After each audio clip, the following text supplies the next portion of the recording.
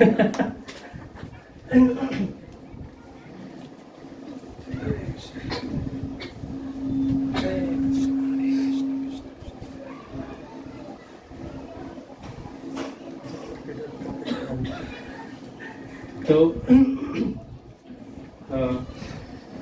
सब लोग को मैंने कहा था कि आप लोग प्रभुपाद जी का परपट पढ़ के आए हैं। कोई डाउट है ये सेक्शन में? क्या हो गया?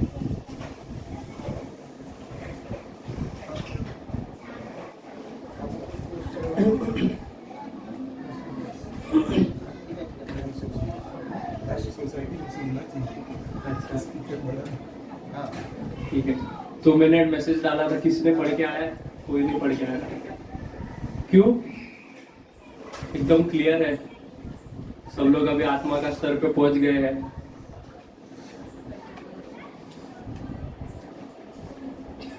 बताओ क्यों?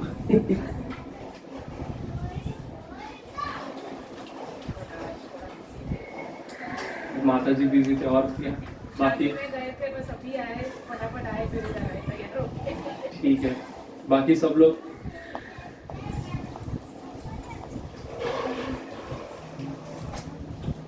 बोलो क्यों नहीं पढ़ के आए?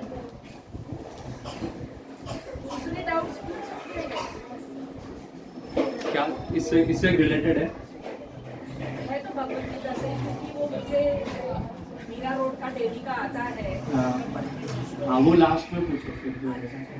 अभी फिलहाल जो हम लोग ने पिछली बार सेक्शन डिस्कस किया था, ज्ञान योग, कि हम शरीर नहीं आत्मा है, उसके रिलेटेड किसी को कोई डाउट? तो मैं एक सवाल पूछूंगा फिर। ऐसे प्रभु जी तो ऐसे ही बोलते रहते, क्या फर्क पड़े हम नहीं पढ़ के आए तो भी। प्रभु जी तो ऐसे बोलते रहते, बुक लेके आओ बुक लेके आओ।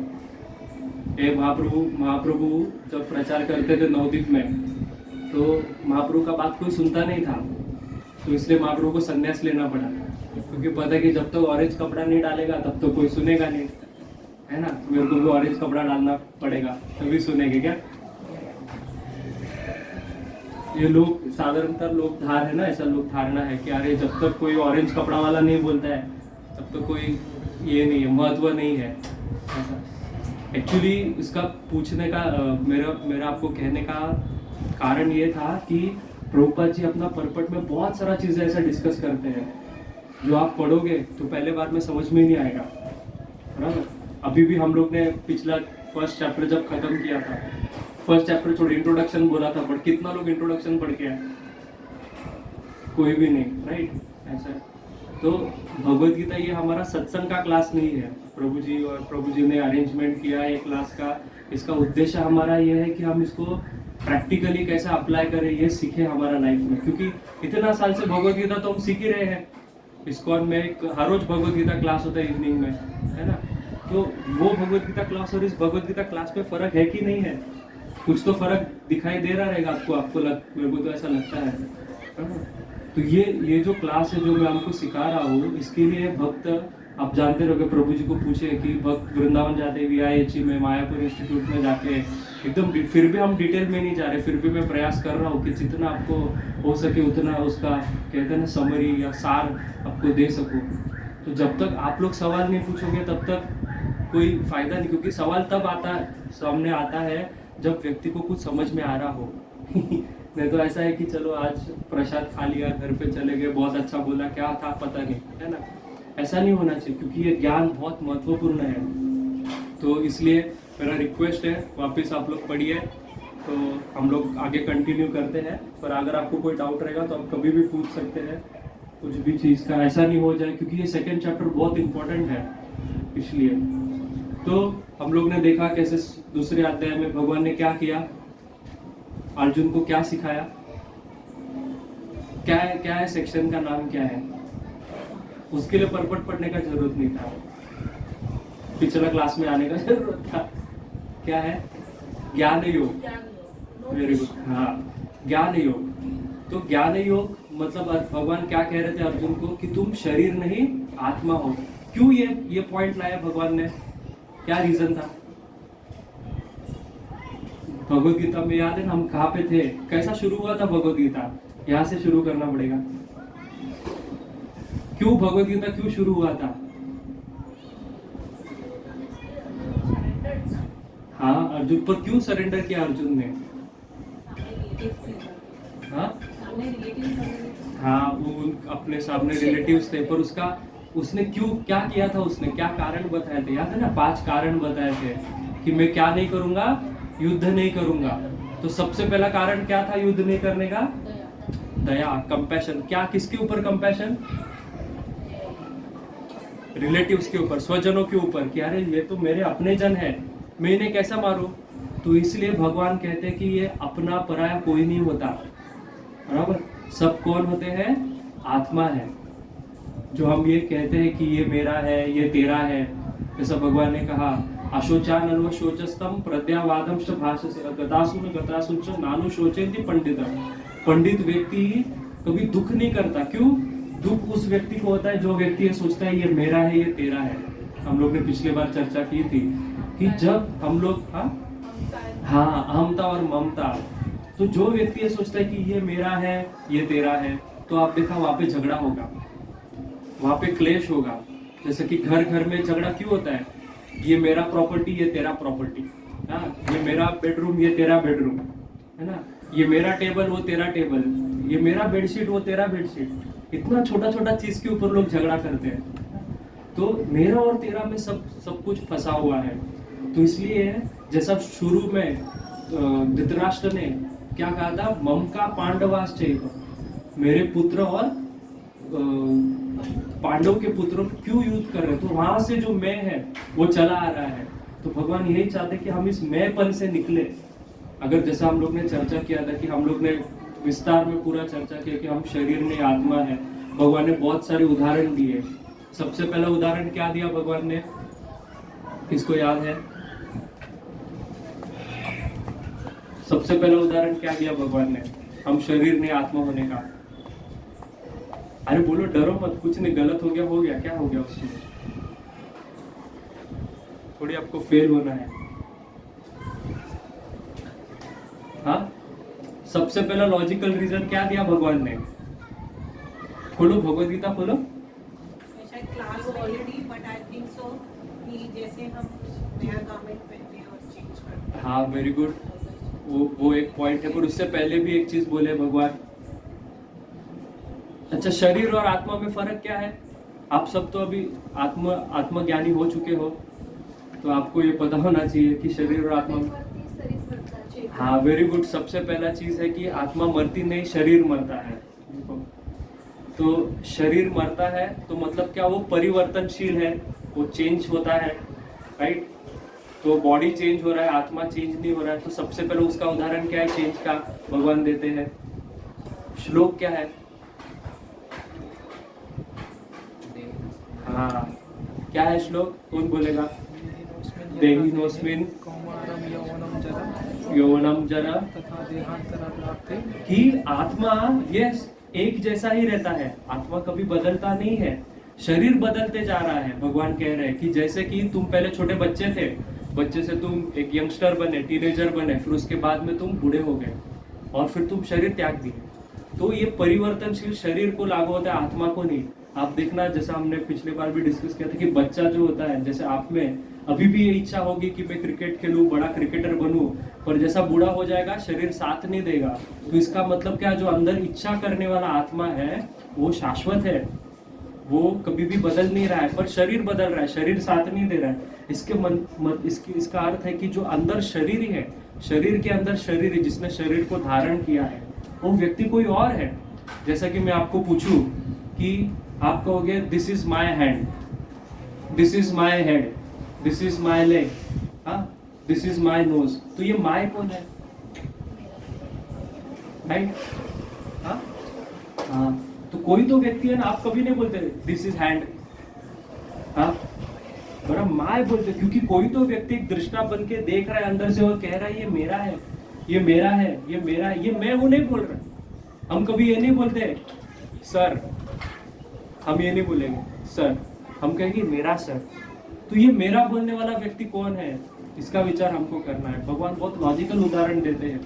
आगे भगवान क्या कहते हैं फिर उसके बाद में, कि बॉडी चेंज हो रहा है, फिर उसके बाद क्या कहते हैं? हाँ हाँ, तो जैसे कि पहला आर्ग्यूमेंट क्या था अर्जुन का कि ये सब तो मेरे लोग हैं, इनको मैं मार दूंगा तो फिर क्या होगा, मुझे दुख होगा। तो भगवान कहते कि अरे इनका तो शरीर तो वैसे भी बदलते आ रहा है। भीष्म पितामह जब छोटे बच्चे थे, उसके बाद में वो जब टीनेजर बने तो आपने हैप्पी बर्थडे मनाया, पर जब उन्होंने शरीर छोड़ने का बात आया, उनको नया शरीर मिलने का जब बारी आया, आप दुख कर रहे हो। तो शरीर तो बदलते रहा है, तभी आपने दुख नहीं किया। अभी तो खुश होना चाहिए, भीष्म पितामह का बूढ़ा शरीर चला जाएगा, नया शरीर मिल जाएगा।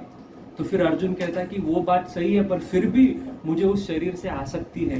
तो भगवान कहते हैं कि उसके लिए हम कुछ नहीं कर सकते, आसक्ति के लिए बराबर आपको क्या करना पड़ेगा, टॉलरेट करना पड़ेगा। क्या श्लोक है, मात्रा स्पर्शास्तु कौन्तेय शीतोष्ण सुख दुखद आगमापायिनो नित्यस ताम टिटिष्यस्व भारत, कि तुमको टॉलरेट करना पड़ेगा। आसक्ति से और कोई उपाय नहीं है, जैसा बाकी सारा चीज का उपाय दे देंगे, पर आसक्ति से आप देखना, कभी कभी हम देखते हैं कि माँ देखती है कि अरे अपना बच्चा बहुत सारा गलती कर रहा है, पर फिर भी माँ उसको, स्टोरी पता रहेगा आपको, एक बच्चा छोटा चोरी करता रहता है, माँ उसको बोलती है अरे जाने दो मेरा बच्चा है, छोड़ दो छोड़ दो छोड़ दो करके ऐसा छोड़ते जाती है। पर फिर बाद में वो बच्चा एक दिन जेल में चला जाता है, जेल में पड़ जाता है, तभी वो अपने माँ को मिलने को बुलाता है। माँ मिलने आती है और माँ कहती है कि अरे तू जेल में चला गया, तो माँ को पकड़ के काटता है जोर से, कहता है कि अगर तूने उस समय मुझे नहीं रोका होता था तो आज, मतलब रोका होता था उस समय मुझे, अगर रोका होता तो मैं आज ऐसे नहीं होता था। क्यों, माँ आसक्त होती है। कभी कभी हम देखते हैं जब डॉक्टर कहता है कि बच्चे को अपने को ऑपरेशन करना पड़ेगा, तो माँ डर जाती, माँ कहती नहीं नहीं ऑपरेशन मत करो, मेरे बेटे का पेट मत काटो, पर वास्तव में उसको काटना जरूरी है। क्यों, उसका ठीक होने के लिए। पर अगर माँ आसक्ति दिखाएगी तो क्या होगा, बच्चा मर जाएगा, बराबर। तो ये आसक्ति के लिए और कोई भी सोल्यूशन नहीं है, कि सोल्यूशन है टॉलरेट, और टॉलरेट करने से क्या होगा, नेक्स्ट श्लोक क्या है, क्या श्लोक है, यमहीना व्यथायन्ते पुरुषम पुरुषार्षभ सम दुख सुखम धीरम स्वामृतवाय कल्पते। क्या हो जाएगा टॉलरेट करोगे तो,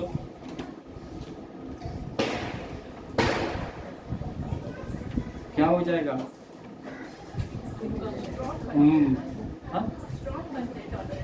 स्ट्रॉन्ग नहीं बनते हैं हम लोग को। हम एलिजिबल हो जाएंगे, किसके लिए एलिजिबल हो जाएंगे, मोक्ष प्राप्ति के लिए, हम भगवत धाम जाने के लिए हम योग्य पात्र बन जाएंगे। तो ये पात्रता भगवान हमको कैसे कहते, कैसे आएगी, टॉलरेट करने से, सहनशीलता करने से। आप देखना माताएं, हम उदाहरण देते प्रभुपाद, कितना भी गर्मी हो माताएं फिर भी किचन में जाके रसोई बनाती है, टॉलरेट करती गर्मी को, और कितना भी ठंडी हो आपको नहाना पड़ेगा।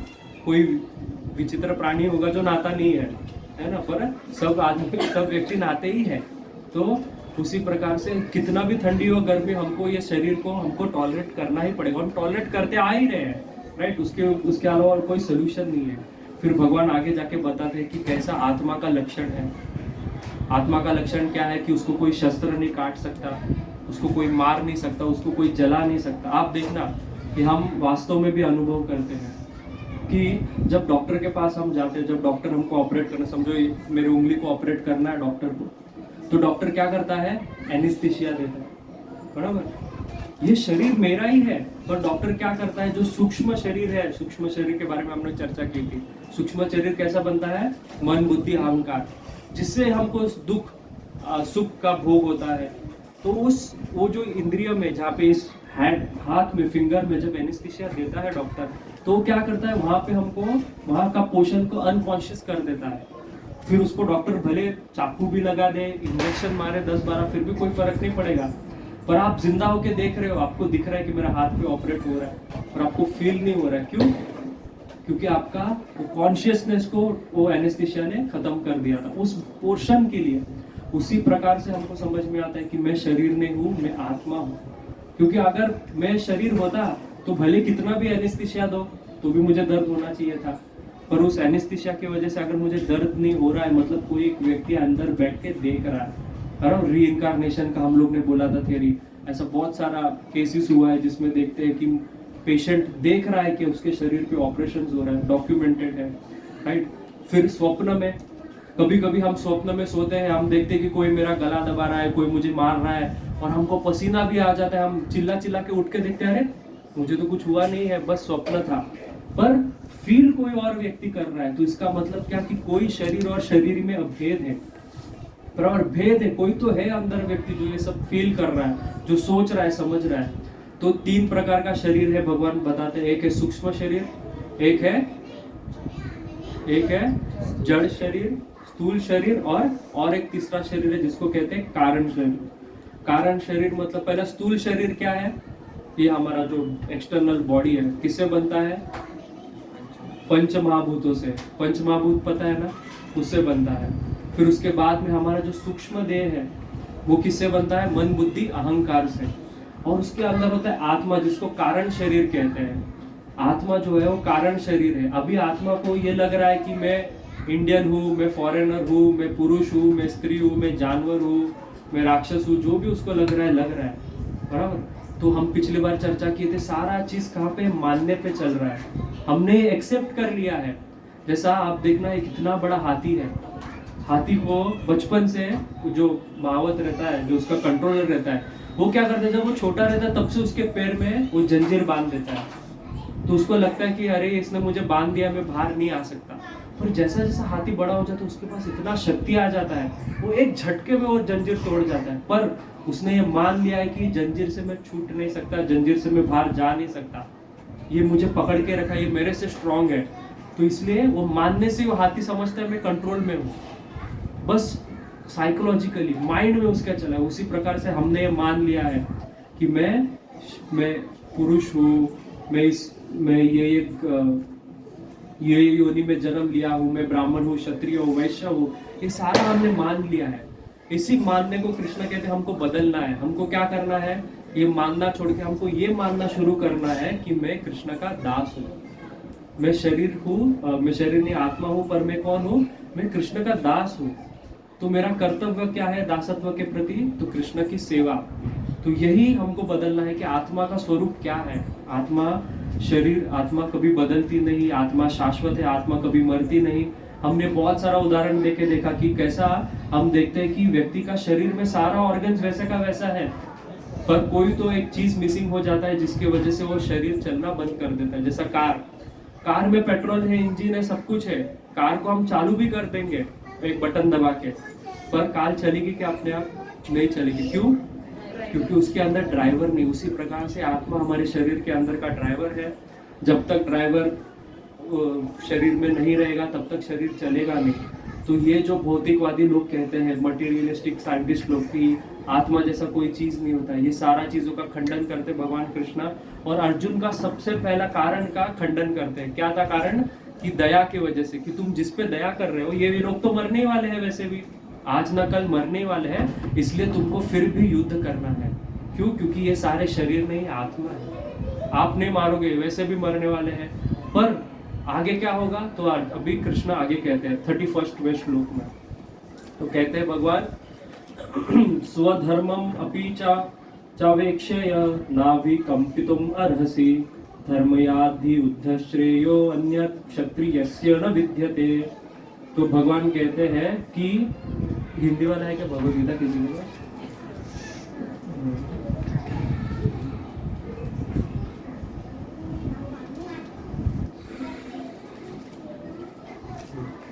तो भगवान कहते हैं कि क्षत्रिय होने के नाते अपने विशिष्ट धर्म का विचार करते हुए तुम्हें जानना चाहिए कि धर्म के लिए युद्ध करने से बड़ा तुम्हारे लिए अन्य कोई कार्य नहीं है, अतः तुम संकोच करने की कोई आवश्यकता नहीं है। तो यहाँ पे भगवान अभी दूसरा और तीसरा रीजन का खंडन करते भगवान अर्जुन का। दूसरा और तीसरा रीजन क्या था? एंजॉयमेंट। और तीसरा फियर ऑफ, पहला दूसरा कारण था कि मैं इन सबको मार दूंगा तो मेरे साथ सुख कौन भोगेगा? सबको मार दूंगा, जैसा मैंने गाड़ी ले ली, अच्छा फरारी कार ले लिया, एक बड़ा सा बंगलो ले लिया, बराबर सी फेसिंग मेरा बंगलो है, पर मेरे साथ एंजॉय करने को कोई नहीं है, कोई पार्टनर नहीं है, कोई नेबर नहीं है जिसके साथ मैं बैठूं, मेरे गाड़ी में उसको घुमाऊं, तो मुझे आनंद होगा? वो गाड़ी ऐसा ही पड़ा रहेगा। उसी प्रकार से अर्जुन कहता मैं सबको मार दूंगा तो ये सारा राज्य मिलने के बाद भी क्या फायदा? कोई है ही नहीं जिसके साथ मैं एंजॉय करूंगा, तो ये राज्य का अर्थ क्या है? तो इसलिए मुझे ये एंजॉयमेंट नहीं चाहिए। और दूसरा कि अगर मैं इनको मार दूंगा तो मुझे पाप लगेगा क्योंकि मैंने हत्या की है। बराबर, मारना कोई अच्छी बात नहीं, खून खराबा करना। तो अर्जुन कह रहे हैं आप मेरे गुरुजनों को मारने को कह रहे हो, तो इनको मैं मार दूंगा तो क्या हो जाएगा, मुझे पाप लग जाएगा। तो ये दो कारणों का भगवान खंडन करते हैं 31 से 37 श्लोक तक। 31 से 37 श्लोक तक ये सेक्शन का नाम है सकाम कर्मयोग सेक्शन। यहाँ पे भगवान कर्मयोग सबने सुना रहेगा। कर्म क्या है, पहला तो कर्म क्या है, व्हाट इज कर्म। सब लोग कहते हैं ना ये तुम्हारा कर्म था। हाँ, कर्म क्या है,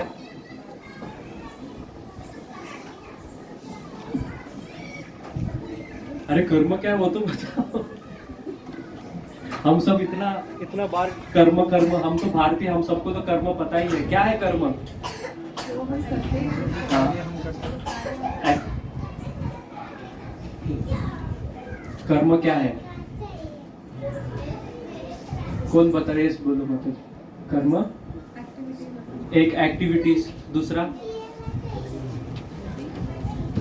पहला एक अर्थ है कर्म का एक्टिविटीज, जैसे माता जी ने बताया जो हम एक्टिविटी करते हैं, एक्शंस करते हैं वो कर्म।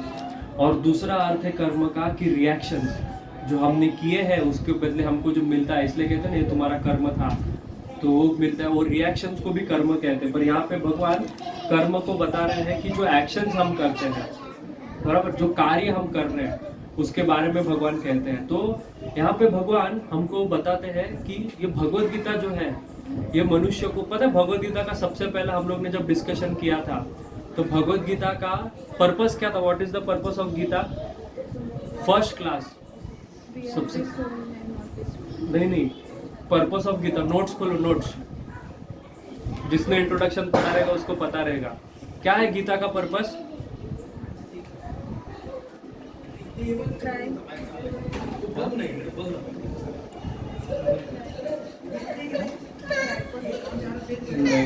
गीता, पर्पस ऑफ गीता क्या है, देखो जैसा जैसा आगे बढ़ रहे पीछे का भूलते जा रहे हैं। मतलब ये भगवत गीता हम पूरा जीवन भर चलाते रहेंगे। पर्पस ऑफ गीता, हाँ सब सुना नहीं क्या, ज्ञान का ग्रंथ है। नहीं, मैं पूछा पर्पस ऑफ गीता, गीता क्यों सुना रहे हैं भगवान। देखो खोलो, नोट्स खोलो, जिसने लिखा है। हाँ वेरी गुड, क्या, टू डिलीवर,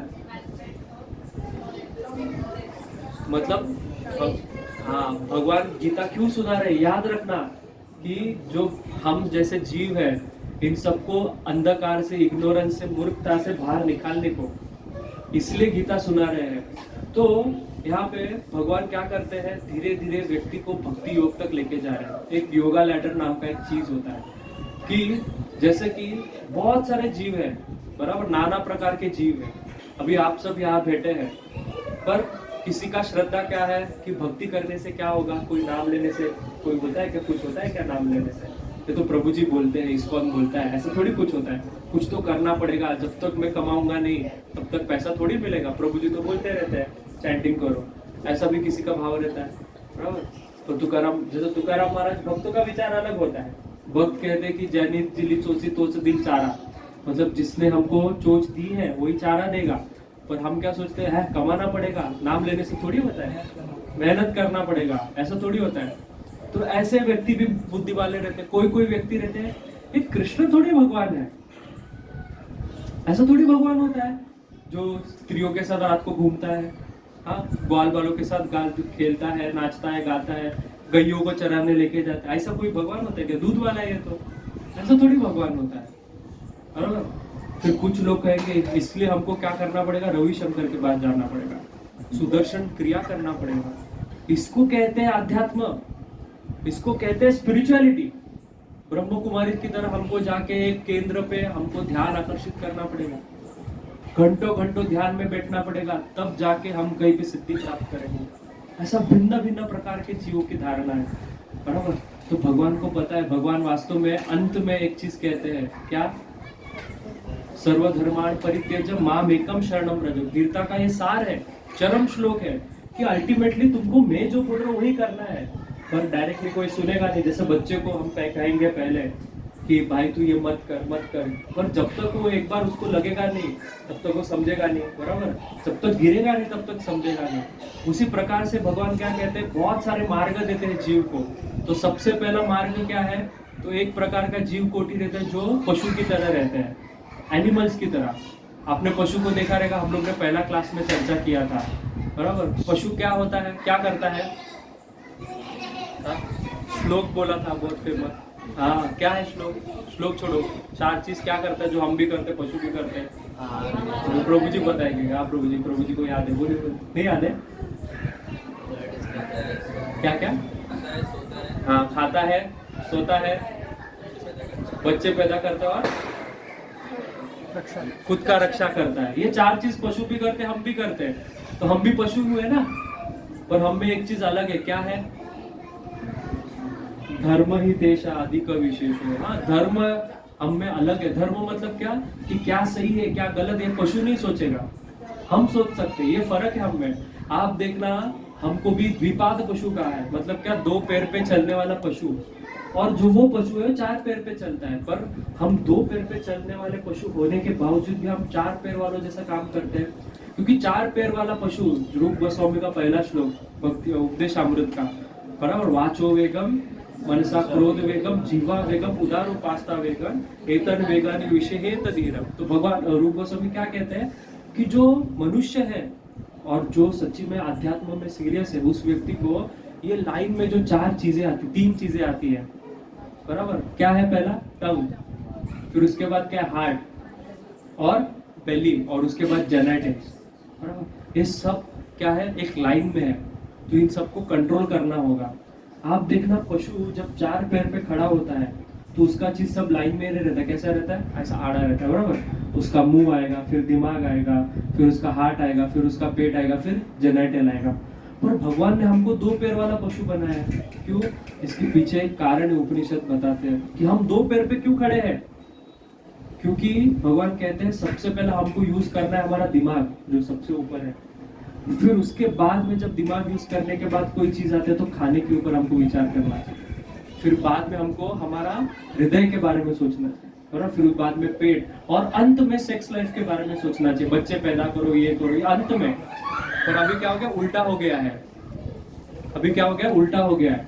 हम पहला क्या करते हैं, पहला सेक्स लाइफ के बारे में सोचते हैं, कैसा हमको सुंदर स्त्री मिले, सुंदर पुरुष मिले, कैसे बच्चे पैदा करें। फिर बाद में, उसके बाद में पेट पे आते हैं कि कैसा मैं मेरा पेट भरूं। फिर बाद में जब बचा कुचा हो तो इमोशंस, पेट भरने के बाद में, बराबर। फिर उसके बाद में और कुछ बच गया तो अच्छा कुछ बोल लेते हैं, और अंत में सोचते हैं, अंत में दिमाग का इस्तेमाल करते हैं। पर वास्तव में भगवान कहते हैं पहले दिमाग का इस्तेमाल करो। इसलिए हमको ऐसा बनाया है, पर हम दिमाग को एंड में रखा है, इसलिए हम पशु जैसा व्यवहार कर रहे हैं। तो एक प्रकार का जीव है जो पशु जैसा व्यवहार कर रहा है, कुछ भी खा रहा है, कुछ भी पी रहा है, बराबर। रात पार्टी कर रहा है, सो रहा है, कितना बजे उठता है कुछ पता नहीं है, बराबर। पूरा जानवर जैसा life, Saturday Monday to Friday working करेगा, फिर सैटरडे संडे पब में जाएगा, संडे सो के निकालेगा, वापस सुबह मंडे काम पे निकलेगा। तो यही उसका जीवन चल रहा है, पशुवत। आप देखा, पशु सुबह उठता है, देखता है कोई कूड़ा कचरा में कुछ खाने मिल रहा है क्या, कुछ खा पी लेगा, बच्चों को खिला पिला लेगा, सो लेगा। हम भी वही कर रहे हैं। तो ऐसे परिस्थिति से अगर मैं आपको आके कहूंगा पशु को, जैसे किसी को आके कहेगा, अरे प्रभु जी बहुत सारे लोग बाहर घूमते हैं, हम उनको कहेंगे अरे तुम ये क्या कर रहे हो, हर रोज काम पे जाते हो, ये सब कर रहे हो, थोड़ा हरे कृष्णा जप करो। बोले पागल है क्या तू, तुझे पता है क्या मेरे को कितना बिजी हो, ये क्या, इससे करने से कुछ होगा क्या, ऐसा हमको जवाब देगा। तो ऐसा व्यक्ति के लिए भगवान एक मार्ग उत्पन्न करते हैं। क्या वो मार्ग है, उसको कहते हैं कर्म कांड। जो ये कांड है सकाम कर्मयोग, कर्म कांड मतलब भगवान कहते हैं ऐसा व्यक्ति को, भगवान बहुत दयालु है। हम लोग ने देखा भगवान का दया विशेष है। भगवान के हम सारे क्या है, अंश है, हम भगवान के पुत्र हैं। तो पुत्र कितना भी गड़बड़ घोटाला करे पर बाप उसको कभी छोड़ेगा नहीं। इसी प्रकार से भगवान हमारा आश्रय, हमको कभी छोड़ते नहीं है। हम कितना भी पापी हो, कितना भी गंदे हो, पर फिर भी भगवान हमको छोड़ेंगे नहीं। तो आप देखना कि भगवान कितने दयालु। तो भगवान कहते कि मैं इसको उद्धार करूंगा ही करूंगा। तो भगवान एक मार्ग देते जिसको कहते कर्मकांड। सबसे पहला मार्ग कर्मकांड। तो उस कर्मकांड में क्या होता है, भगवान कहते देखो इतने सारे देवी देवता है, 33 कोटि देवी देवता, वो भी पसंद नहीं है तो बहुत सारे बाबा है, वो भी पसंद नहीं है तो बहुत सारे अन्य अन्य वेद शास्त्रों में बताया कि कर्मकांड यज्ञ है। कुछ भी मत करो, बस क्या करो, जो तुम्हारे ग्रंथ है ना, वेद में दिए हुए जो चीजें है उसका पालन करो। जैसे कि उन लोगों के लिए कहते हैं कि जो बहुत दारू पीने वाला व्यक्ति है उसके लिए क्या कहते हैं, भगवान जाओ काशी वाराणसी में काल भैरव है, उधर प्रसाद में दारू मिलता है, तुम उसका उपासना करो, काल भैरव का। जो लोग मांस मदिरा में आ सकते हैं उनके लिए भगवान कहते हैं काली का पूजा करो, काली का पूजा करो। तुमको मांस मदिरा पीना ठीक है, काली का पूजा करो। तुम वो बैल भैंस जो भी खा रहे हो उसको लेके आओ, काटो, वो काली को भोग लगाओ और फिर खाओ। भगवान ऐसा मार्ग देते हैं जिसको वाम मार्ग कहते हैं। क्यों? ताकि कहीं पे तो वो काल भैरव का दर्शन करते करते, वो काली का दर्शन करते करते क्या होगा, उसमें सत्व गुण का वृद्धि होता रहेगा। हाँ, सत्यनारायण की पूजा करते जाओ करते जाओ करते जाओ, क्या होगा, धीरे धीरे कथा सुन सुन के समझेगा, अरे ये इतना सारा, आप देखना नेचुरली वैराग्य आएगा, कोई करना नहीं पड़ेगा। आप धीरे धीरे सोचोगे कि अरे हम भी तो करते थे, आप देखना हम भी उसी मार्ग के थे पहले, है ना, हम भी वैसे ही थे, आज यहाँ तक कैसे पहुंचे, उसी दुर्गा का दर्शन करके, उसी काली का दर्शन करके हम यहाँ तक पहुंचे हैं। क्यों? क्योंकि धीरे धीरे काली क्या करती है, हमको दिखने में लगता है कि गड़बड़ हो रहा है, हाँ हो रहा है, पर भगवान काली कहती कि वो छोड़ दे, अच्छा गुण देख मेरे पास आया, तो धीरे धीरे ऊपर उठाती जाती है और फिर श्रद्धा दृढ़ करते जाती है शास्त्र में और देवता में, वैदिक कर्मकांड में। तो वैदिक कर्मकांड है क्या, पूरा जो वेद है उसमें कर्मकांड बताया। कर्मकांड मतलब क्या, अच्छा कर्म करो, अच्छा कर्म करोगे, वेद में बताया हुआ कर्म करोगे, क्या मिलेगा, स्वर्ग मिलेगा। स्वर्ग में क्या मिलेगा, सोमरस मिलेगा, हाँ, अप्सराएं मिलेगी, और फिर वहाँ पे एंजॉय वाला लाइफ है, कोई आपको खाना पीना नहीं, सोने का टेंशन नहीं, पूरा दिन रात एंजॉय, जैसा हम देखते हैं ना पब में रहता है वैसा लाइफ है। कोई चैंटिंग करने का जरूरत नहीं है, सुबह जल्दी उठने का जरूरत नहीं है, 24 आवर सर्वेंट है, और एकदम कोई रेंट भरने का जरूरत नहीं, कोई पैसे का टेंशन नहीं, इतना अच्छा मार्ग। तो भगवान ऐसा लालच दिखाते हैं कि स्वर्ग के लिए जो कार्य कर, तो फिर व्यक्ति उस प्रकार से कर्मकांड करना शुरू कर देता है। तो कर्मकांड करते करते, कर्मकांड में क्या होता है, यज्ञ होता है, कर्मकांड में विशेष साधना यज्ञ साधना है। तो यज्ञ करते हुए एक विशेष मंत्र बोला जाता है। क्या मंत्र होता है, किस किसने यज्ञ किया है ना, सबने किया है, सत्यनारायण का पूजा किया रहेगा, यज्ञ होता है, बहुत सारे यज्ञ किया रहेगा हम लोग ने। क्या बोलते हैं यज्ञ में, स्वाहा नहीं बोलते वो बराबर याद है, स्वाहा। उसके पहले क्या बोलते हैं, बहुत बड़ा मंत्र है, बहुत अभी बोलूंगा तो याद है, हाँ हाँ हाँ, हम कहते हैं ना, इदम इंद्राय इदम न ममः, इदम विष्णवे इदम न ममः, इदम शिवाय इदम न ममः। मतलब क्या बोल रहे हैं, ये जो मैं यज्ञ कर रहा हूँ, इसमें जो आहुति दे रहा हूँ, ये आपका है, इदम न ममः, ये आपका है, ये मेरा नहीं है, ये आपका है, ये मेरा नहीं है। ये बोलते जाते जो ब्राह्मण होते हैं हमसे कराते जाते, हम बोलते जाते। क्यों? ऐसा कोई काउंट नहीं होता इतने बार करना है, पर बार बार कराते। क्यों? क्योंकि वो यज्ञ करते करते करते आदमी के दिमाग में बैठ जाता है, अच्छा ये मेरा नहीं है, ये इंद्र का है, ये मेरा नहीं है, शिवा का है, ये मेरा नहीं है, विष्णु का है। तो ये जब उसको पता चल जाता है ये मेरा नहीं है, किसी और का है, तो फिर एक स्टेप आगे पहुंचता है। वो स्टेप क्या है, निष्काम कर्मयोग। कि अभी वो व्यक्ति कर्म तो करेगा, वो उसका सारा ड्यूटी तो निभाएगा, अभी शुद्ध भक्ति उत्पन्न नहीं हुई है, पर वो करते तो जाएगा काम, पर कैसा करेगा कि ये मेरा नहीं है, भगवान का है, ये मेरा नहीं है, भगवान का है। अभी उसको यज्ञ करना नहीं पड़ेगा, बस मान लिया उसने। तो जो भी वो ड्यूटी करता है वो देखो बोलेगा, अरे जैसा आप देखते हो बहुत सारे सात्विक लोग भी रहते हैं, गुजराती लोग स्पेशली, कांदा लहसुन सॉरी अपना नॉनवेज नहीं खाते, तो आप कभी देखना गुजराती लोग, जैन लोग, वो लोग यही कहते हैं सब भगवान का दिया हुआ है, मेरा नहीं है। ये भावना कहाँ से आती है? भले वो भक्ति नहीं करेंगे पर उनमें भावना होती है। मारवाड़ी लोग जो नॉनवेज नहीं खाते, विशेषता उनमें भावना होती है। मारवाड़ी, गुजराती, राजस्थानी लोग, इन लोग में भावना होती है। क्यों? ये लोग कभी भी देखना, आप बोलेंगे ये मेरा नहीं, भगवान का दिया है। आप उनका घर का तारीफ कर रहे हैं, मेरा नहीं, भगवान ने दिया। भले वो अंदर से माने ना माने बोलता है, माने ना माने बोलेगा। क्यों? क्योंकि उसने वो सात्विकता बुद्धि आ गई है, बस बोलना ठीक है। भगवान कहते तू बोल रहा है वो भी मुझे चलेगा, मान मत, चलेगा, बोल रहा है। फिर ये बोलते बोलते बोलते वो निष्काम करने योग चालू कर देता है। फिर वो पहुंचता है अष्टांग योग में। अष्टांग योग में मतलब ज्ञान योग में पहुंचता है। ज्ञान योग मतलब क्या? जो हमने अभी सीखा, मैं शरीर नहीं आत्मा हूँ। जब वो सोचता है कि ये मेरा नहीं है, ये विष्णु का है, विष्णु का, तो विष्णु है कौन, ये ज्ञान का बात करने सोचने चालू कर देता है। आप देखना बहुत सारे लोग जो सात्विक वृत्ति के हैं वो अंत में ऐसा कहीं पे सत्संग ढूंढने जाएंगे कि कहाँ पे भगवान का चर्चा हो रहा है, कोई भागवत कथा में जाके बैठ जाएंगे, हाँ, कोई किसी बाबा के पास चला जाएगा, फिर कहाँ से कोई मंत्र ले लेगा। क्यों? क्योंकि वो इदम न मम, ये मेरा नहीं, ये सोच के सात्विक बुद्धि उत्पन्न हुई। और सात्विक बुद्धि जब उत्पन्न हुई तो उसको समझ में आया कि कोई तो एक भगवान है जिसका ये सारा दुनिया है, मैं तो उसका दास हूँ, तो मुझे क्या करना है, उसका कुछ तो सेवा करना है, तो मैं उसके पास चला जाऊंगा। और जब वो बाबा के पास जाता है, कोई सत्संग में जाता है, तो वो ज्ञान योग की सीढ़ी तक पहुंचता है। ज्ञान योग में उसको क्या समझाते हैं, अभी समझाएंगे, अरे भाई तू ये सारा कर्म कांड कर रहा है, सारा व्यर्थ है, क्योंकि तू शरीर नहीं आत्मा है। और आत्मा का क्या कार्य, क्या है आत्मा का कार्य, सवै पुंसाम परो धर्मा योदो भक्ति अधोक्षजे अहेतुकी प्रतीयता ययात्मा सुप्रसिद्धति, कि तू आत्मा है, आत्मा का कर्तव्य क्या है कि भगवान की भक्ति कर, ये बताएगा। पर उस समय वो एक्सेप्ट कर पाएगा क्योंकि इतना सारा घूम घूम के उसका बुद्धि शुद्ध हो गया है, और तभी वो एक्सेप्ट करेगा और फिर बाद में धीरे धीरे भक्ति योग में पहुंचेगा। पर भगवान क्या कहेंगे, पहला अर्जुन को धीरे धीरे सब मार्ग बता रहे हैं, अभी सकाम कर्म योग बता रहे हैं, फिर निष्काम कर्म योग बताएंगे, फिर भक्ति योग बताएंगे। पर प्रभुपाद का कृपा से हम लोग को ऐसा सीढ़ी चढ़ के आना नहीं पड़ा है। हम लोग फर्स्ट फ्लोर, फिर सेकंड फ्लोर, फिर थर्ड फ्लोर, हम लोग लिफ्ट से आए हैं डायरेक्ट टॉप फ्लोर। बराबर, सोचो कितना कृपा है। हमको कर्मकांड करना नहीं पड़ा, कोई भक्त आ गया, भक्त का कृपा से, भक्त के कृपा से आपके हृदय में श्रद्धा उत्पन्न हो गया, आपने एक्सेप्ट कर लिया, डायरेक्ट भक्ति। वास्तव में सारे शास्त्र का निचोड़ यही है कि भक्ति होगा, भक्ति होगा, भक्ति होगा धन, कि भक्ति होगी सारे शास्त्र में बताया, और कुछ नहीं है। आप देखना सारा शास्त्र एक ही चीज कहता है, ये जो ज्ञान है, ये जो कर्म है, ये सारा भी जीवित इसीलिए है क्योंकि भक्ति योग की वजह, भक्ति की वजह से, भगवान के भक्ति की वजह से। भागवतम कहता है कि नैष्कर्म्यम अपि अच्युत भाव वर्जितम, कि अगर कोई व्यक्ति कर्मयोग भी कर रहा है, भगवान को अर्पण भी कर रहा है, पर उसमें अच्युत भाव वर्जित, उसमें भगवान की भक्ति नहीं हुई, तो सारा चीज व्यर्थ है। ना शोभे ज्ञानम अलम निरंजनम, ऐसा ज्ञान भी व्यर्थ है जिसमें भगवान का भक्ति नहीं है।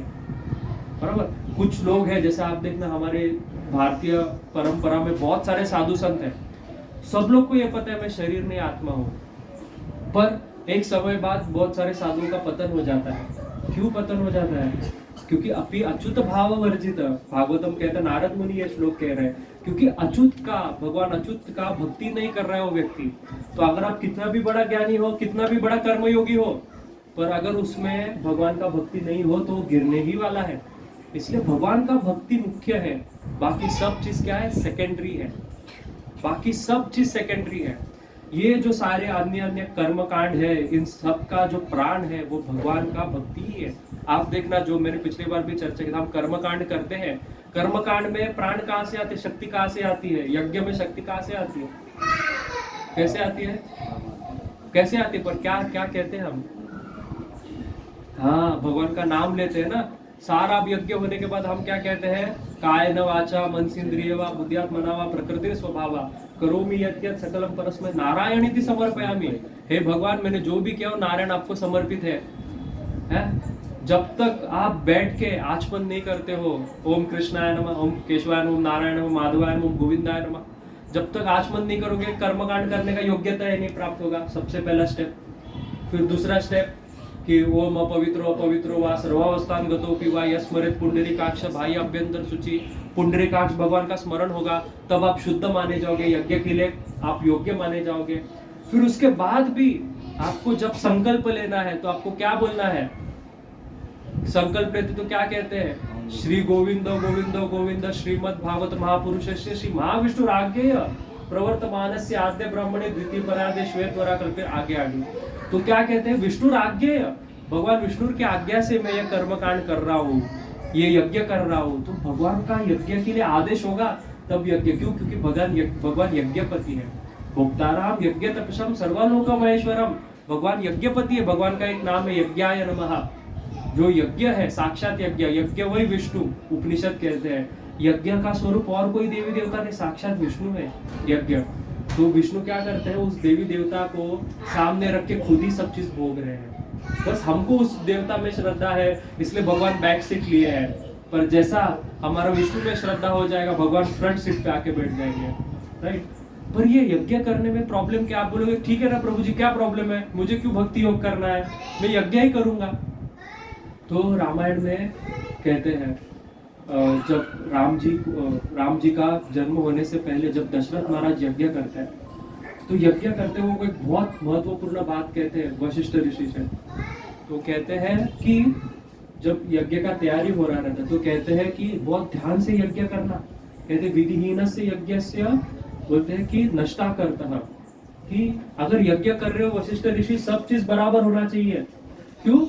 क्योंकि जब यज्ञ करते हैं हम, तब सबसे पहला यज्ञ में कौन आमंत्रित होते हैं, सबसे पहला कौन आते यज्ञ करते वक्त? सोचो कौन कह रहे हैं?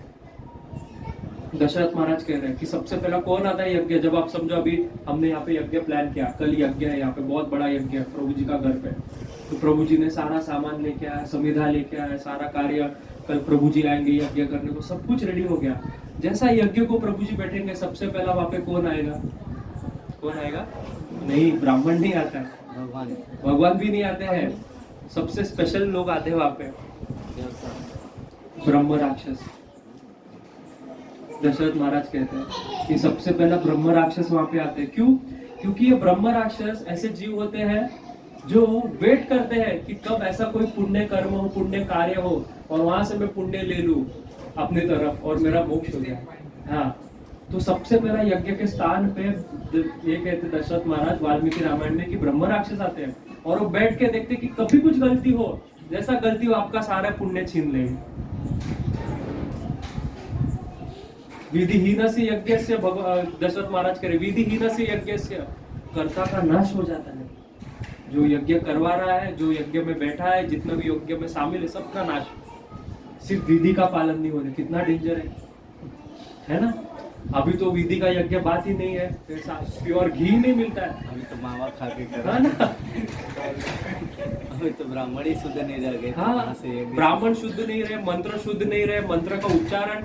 आपको पता है भागवतम में कथा आता है, जब वो नारायण कवच का जब स्टोरी आता है, जब नारायण कवच देने वाले रहते हैं, तो एक मात्रा, मतलब जैसे हम अभी गाते हैं ना कि जैसे कि समझो कि धृतराष्ट्र उवाच धर्म क्षेत्रे कुरुक्षेत्रे समवेतायुत्सवः मामका पांडवा चैव किम कुर्वत संजय।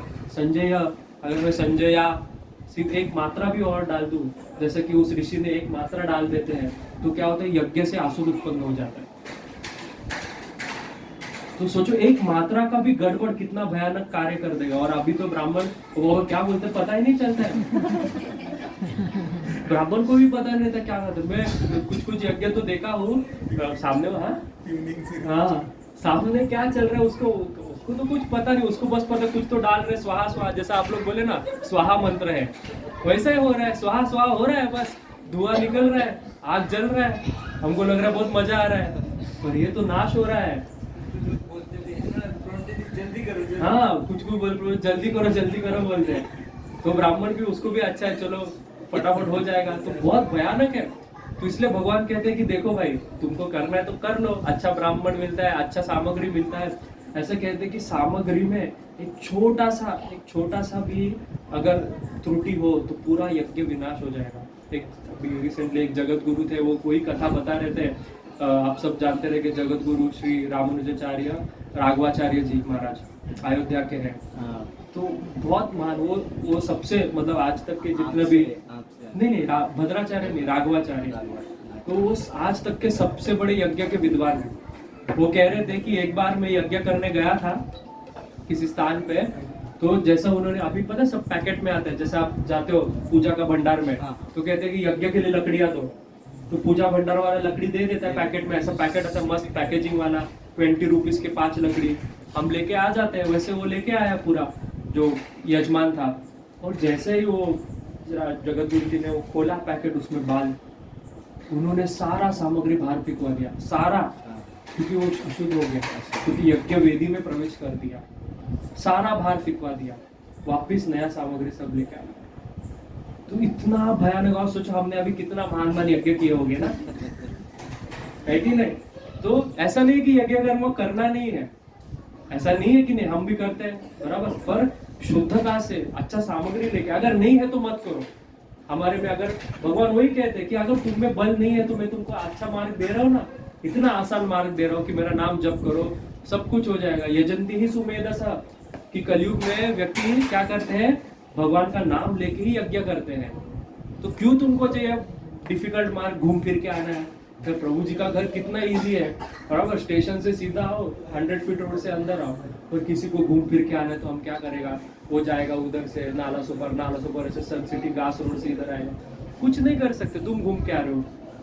उसी प्रकार से भगवान इजी रास्ता दे रहे, पर हमको इजी नहीं चाहिए, वी वांट डिफिकल्ट। हमको लगता है कि अरे अध्यात्म मतलब जब तक कुछ होता नहीं है, कुछ तो ऐसा स्पार्क वार्क निकलता नहीं है, शॉक लगता नहीं है, हाँ मैजिक होता नहीं, तब तक कुछ हो नहीं रहा है, अध्यात्म हो नहीं रहा है, ये अश्रद्धा है।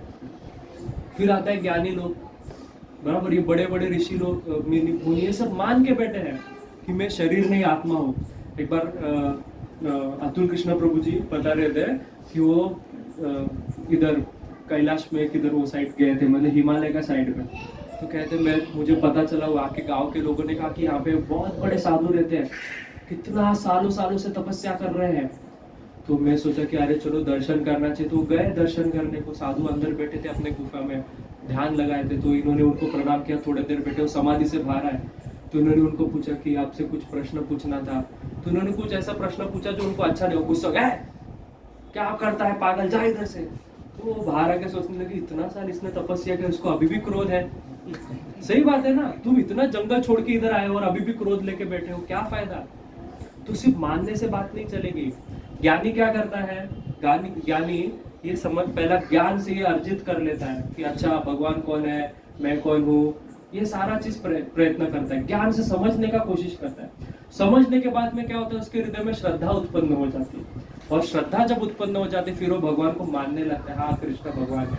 पर भक्त क्या करता है, भगवान भक्त को कहते हैं, देख तू ज्ञान में मत पढ़, तू पहला मानना शुरू कर, मैं भगवान, just accept I am God, I am the supreme personality, just accept. हम मानते हैं हाँ कृष्ण भगवान है, फिर हम भक्त का संग करते हैं, फिर अच्छे अच्छे प्रभु जी आके वेदों का ज्ञान का बात करते, तो हमको शास्त्र समझ में आने लगते हैं। कभी सोचा था हम ये संस्कृत पढ़ पाएंगे, एक श्लोक भी गा पाएंगे? नहीं, कैसे समझ, कैसा आ रहा है, भगवान का कृपा है, गुरु का कृपा है, भक्तों का कृपा है ना, बात समझ में आने लग जाती है। तो ज्ञानी क्या करता है, पहला प्रयास करता है जानने का, फिर श्रद्धा उत्पन्न होती, फिर मानता है। भक्त उल्टा करता है, भक्त पहला मानता है, फिर ऑटोमेटिकली भक्त के हृदय में ज्ञान उत्पन्न हो जाता है और भक्त सब जान लेता है। आप देखना, वेद व्यास को जितना पता नहीं है भगवान का लीला है, वेद व्यास सबसे महान ज्ञानी है। ऐसा कहते हैं कि जितना भी ज्ञान का बात है इस सृष्टि में है, व्यासो उच्चिष्टम जगत सर्वम, कि जितना भी ज्ञान का बात है इस संसार में है, सारा वेद व्यास का उच्चिष्ट है।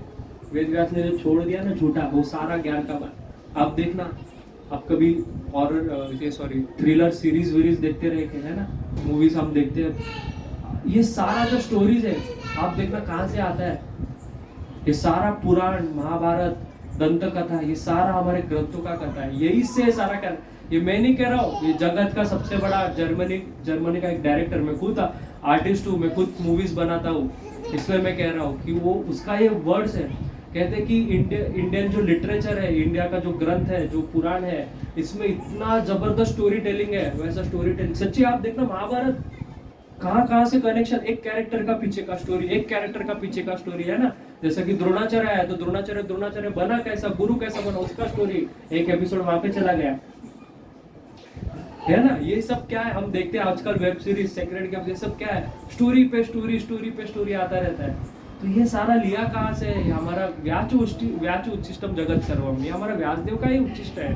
पर ऐसा व्यासदेव भी, भागवत श्लोक आता है, आचार्य कहते हैं कि व्यास वेत्ति न वेत्ति सुखम वेत्ति न वेत्ति, कि व्यास जानेंगे नहीं जानेंगे मुझे पता नहीं, सुखम वेत्ति न वेत्ति मुझे नहीं पता, पर नरसिंह कृपा नाम श्रीधरम सर्वम वेत्ति, कि श्रीधर स्वामी जो सबसे पहले भागवतम के टीकाकार है, जिन्होंने भागवत के ऊपर टीका की, वो कहते हैं कि पता नहीं व्यास को क्या पता है भागवत के बारे में, पता है कि नहीं पता नहीं, सुखदेव गोस्वामी को पता है कि पता नहीं, जिसने खुद भागवत कहा, पर श्रीधर स्वामी को सब पता है। क्यों? नरसिम्हा का कृपा से। नरसिम्हा का कृपा से सब कुछ पता है। तो भगवान का भक्त को सब पता चल जाएगा। आप देखना हमारे रूप गोस्वामी, आदि गोस्वामी ये सारा लीला का वर्णन करते हैं। अच्छा राधा रानी, आप जैसे कि पिछली बार पूजा हम लोग चर्चा कर रहे थे, तो जिसमें हमने वो कितना वह है राधा रानी कृष्णा का, मैं बोला ग्रंथ, तो रूप गोस्वामी का एक ग्रंथ है जिसको राधा कृष्ण गणोदेश दीपिका कहते हैं। उसमें रूप गोस्वामी बाद में कृष्ण का बकेट का नाम क्या है, बकेट का नाम जिसमें वो दूध धोते हैं, वहां तक से सब चीज का नाम बताया। कृष्ण कौन से कपड़े पहनते हैं, कृष्ण की मुरली कितने प्रकार की होती है, एक मुरली नहीं, कृष्ण की 3 मुरली होती है। कृष्ण के एक हेयर स्टाइल नहीं होते, 3 हेयर स्टाइल होते, एक होता है चूड़ा, ऐसा सारा भक्ति रसामृत सिंधु में वर्णन किया है। तो इतना डिटेल में कौन व्यक्ति जानता है? ये व्यासदेव ने ये सारा चीजें नहीं बताया, रूप गोस्वामी ने बताया। क्यों? क्योंकि ज्ञानी एक लेवल तक प्रवेश करेगा, क्योंकि उसमें ज्ञान की प्रधानता है। पर रूप गोस्वामी ने भक्ति है, रूप गोस्वामी भक्ति योगी है, और वो भक्ति योगी होने के कारण क्या हो गया है, तो भगवान ने उनको अपना स्वरूप खुद ही ओपन कर दिया है, क्योंकि विश्वास कर लिया है ना। बराबर, कोई व्यक्ति जैसे मैंने आपके ऊपर ट्रस्ट कर लिया है, तो मैं आपको मेरे सारे सीक्रेट बताऊंगा। आप मेरे घर में आ जाओगे, मैं आपको बेडरूम दिखा दूंगा, आप एक समय इतना अच्छा दोस्त बन जाएंगे, आप मेरा वार्डरोब यूज करना चालू कर दोगे, है ना। क्यों? क्योंकि श्रद्धा हो गई है। पर मुझे आप में श्रद्धा नहीं है, तो मैं आपसे दूर रहूंगा। वैसे भगवान ज्ञानी से दूर रहते हैं, पर भगवान आप देखना 6 चैप्टर भगवद गीता खोलना, 6 चैप्टर 46-47 श्लोक खोलो, भगवान के मत हम जानते हैं, भगवान क्या कह रहे हैं। 6 चैप्टर 46-47 श्लोक,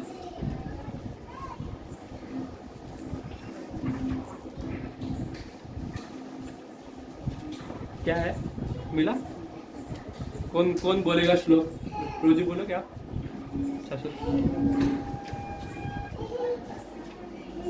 अब भगवान देखो क्या कह रहे हैं।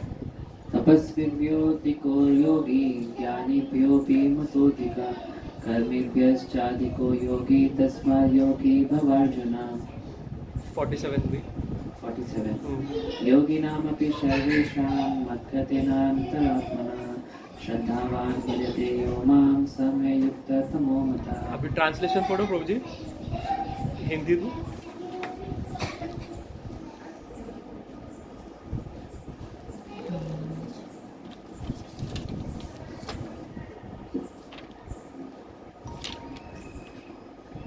ये देखो भगवान क्या कह रहे हैं।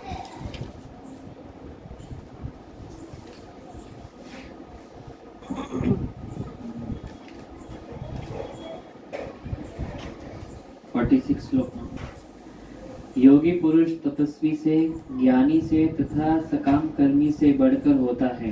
अतः हे अर्जुन, तुम सभी प्रकार से योगी बनो। और 47 और समस्त योगियों में से जो योगी अत्यंत श्रद्धा पूर्वक मेरे परायण है, अपने अंतःकरण में मेरे विषय में सोचता है और मेरी दिव्य प्रेमा भक्ति करता है, वह योग में मुझसे परम अंतरंग रूप में युक्त रहता है और सबों में सर्वोच्च है। यही मेरा मत है।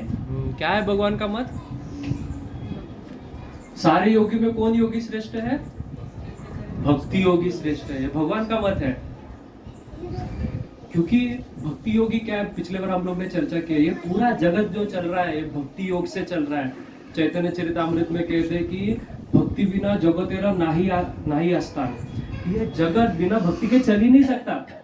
अगर भक्ति नहीं है व्यक्ति में तो ये जगत चल ही नहीं सकता, कोई भी चीज इस जग में नहीं चल सकती। ये श्रद्धा बहुत महत्वपूर्ण चीज है, इसलिए कहते हैं आदौ श्रद्धा तथा साधु संग भजन क्रिया, कि सबसे पहला श्रद्धा होना चाहिए। भगवान को बस मानना चालू कर दो, बस भगवान है, बाकी अपने आप सब जान जाओगे। भगवान ऑटोमेटिकली दिव्य ज्ञान हृदय प्रकाशित कर देंगे, हमको मेहनत नहीं करना पड़ेगा। तो ये सारा जो लैडर है कि ये चढ़ो फिर वो समझो ये समझो, ये करने का जरूरत नहीं है। भगवान आसानी से आपको सारा चीज देती है। चैतन्य चरितामृत महाप्रभु कहते हैं भक्ति बिनो कोन साधना दीते नाहरी फल, कि कोई भी साधना भक्ति के बिना फल नहीं देता है। सब फल देई स्वतंत्र भक्ति प्रबल, कि सारा साधना का फल आपको भक्ति दे देगा। जो योगियों को दर्शन होता है बहुत मेहनत करके, वो दर्शन उससे भी उत्तम दर्शन, योगी को क्या दर्शन होता है भगवान का, जैसे पिछली बार हम लोग ने बताया था सिलोएट, प्रभु जी को याद है? हाँ, कि जैसा कि पीछे से लाइट जब लगाते हैं तो सामने हो, जैसे आप देखो डांस शो देखते हो, जब वो पहला डांस शो जब चालू होता है तो पीछे से लाइट रहता है और सामने आदमी काला काला दिखता है, सिर्फ उसका बॉडी दिखता है। उसी प्रकार का दर्शन योगी को होता है। पीछे एक लाइट है, नारद मुनि को दर्शन हुआ था, पीछे एक लाइट है और भगवान का चतुर्भुज जैसा दिख रहा है, कुछ शंख चक्र है, कुछ है, ऐसा दूर से कुछ तो समझ में आ रहा है कोई व्यक्ति है, उत्तम पुरुष है। ये दर्शन हृदय में होता है। उससे श्रेष्ठ दर्शन किसको होता है? भक्त को होता है। भक्त को क्या दर्शन होता है? क्या दर्शन होता है भगवान को? बरहा पीडम नटवर वपु कर्णयो कर्णिकारम बिभ्रतवासम कनक कपीशम वैजयंतीम च मानम रंध्राण वेणुरधर सुदय पूरयण गोप वृंदे वृंदारण्यम स्वपद रमणम प्राविशाद गीत कीर्ति। कि सुंदर भगवान श्याम सुंदर रूप में, सिर पे बरहा पीड़ मोर का पंख धारण किए हुए, कान में कर्णी का फूल धारण किए, कर्णयो कर्णिकार विप्रत वासम कनक कपीशम, और सुंदर कपिश वस्त्र धारण किए, वैजयंती च मालम वैजयंती माला धारण किए हुए सुंदर वेणु बजा रहे हैं। ये दर्शन भक्त को होता है। ये दर्शन बड़े बड़े ज्ञानी मुनियों के लिए दुर्लभ है, बहुत दुर्लभ है। ये भक्त को दर्शन होता है केवल। तो इसलिए भगवान कह रहे हैं कि जो मेरा भक्ति है, भक्ति योग करता है, वो सर्वश्रेष्ठ है।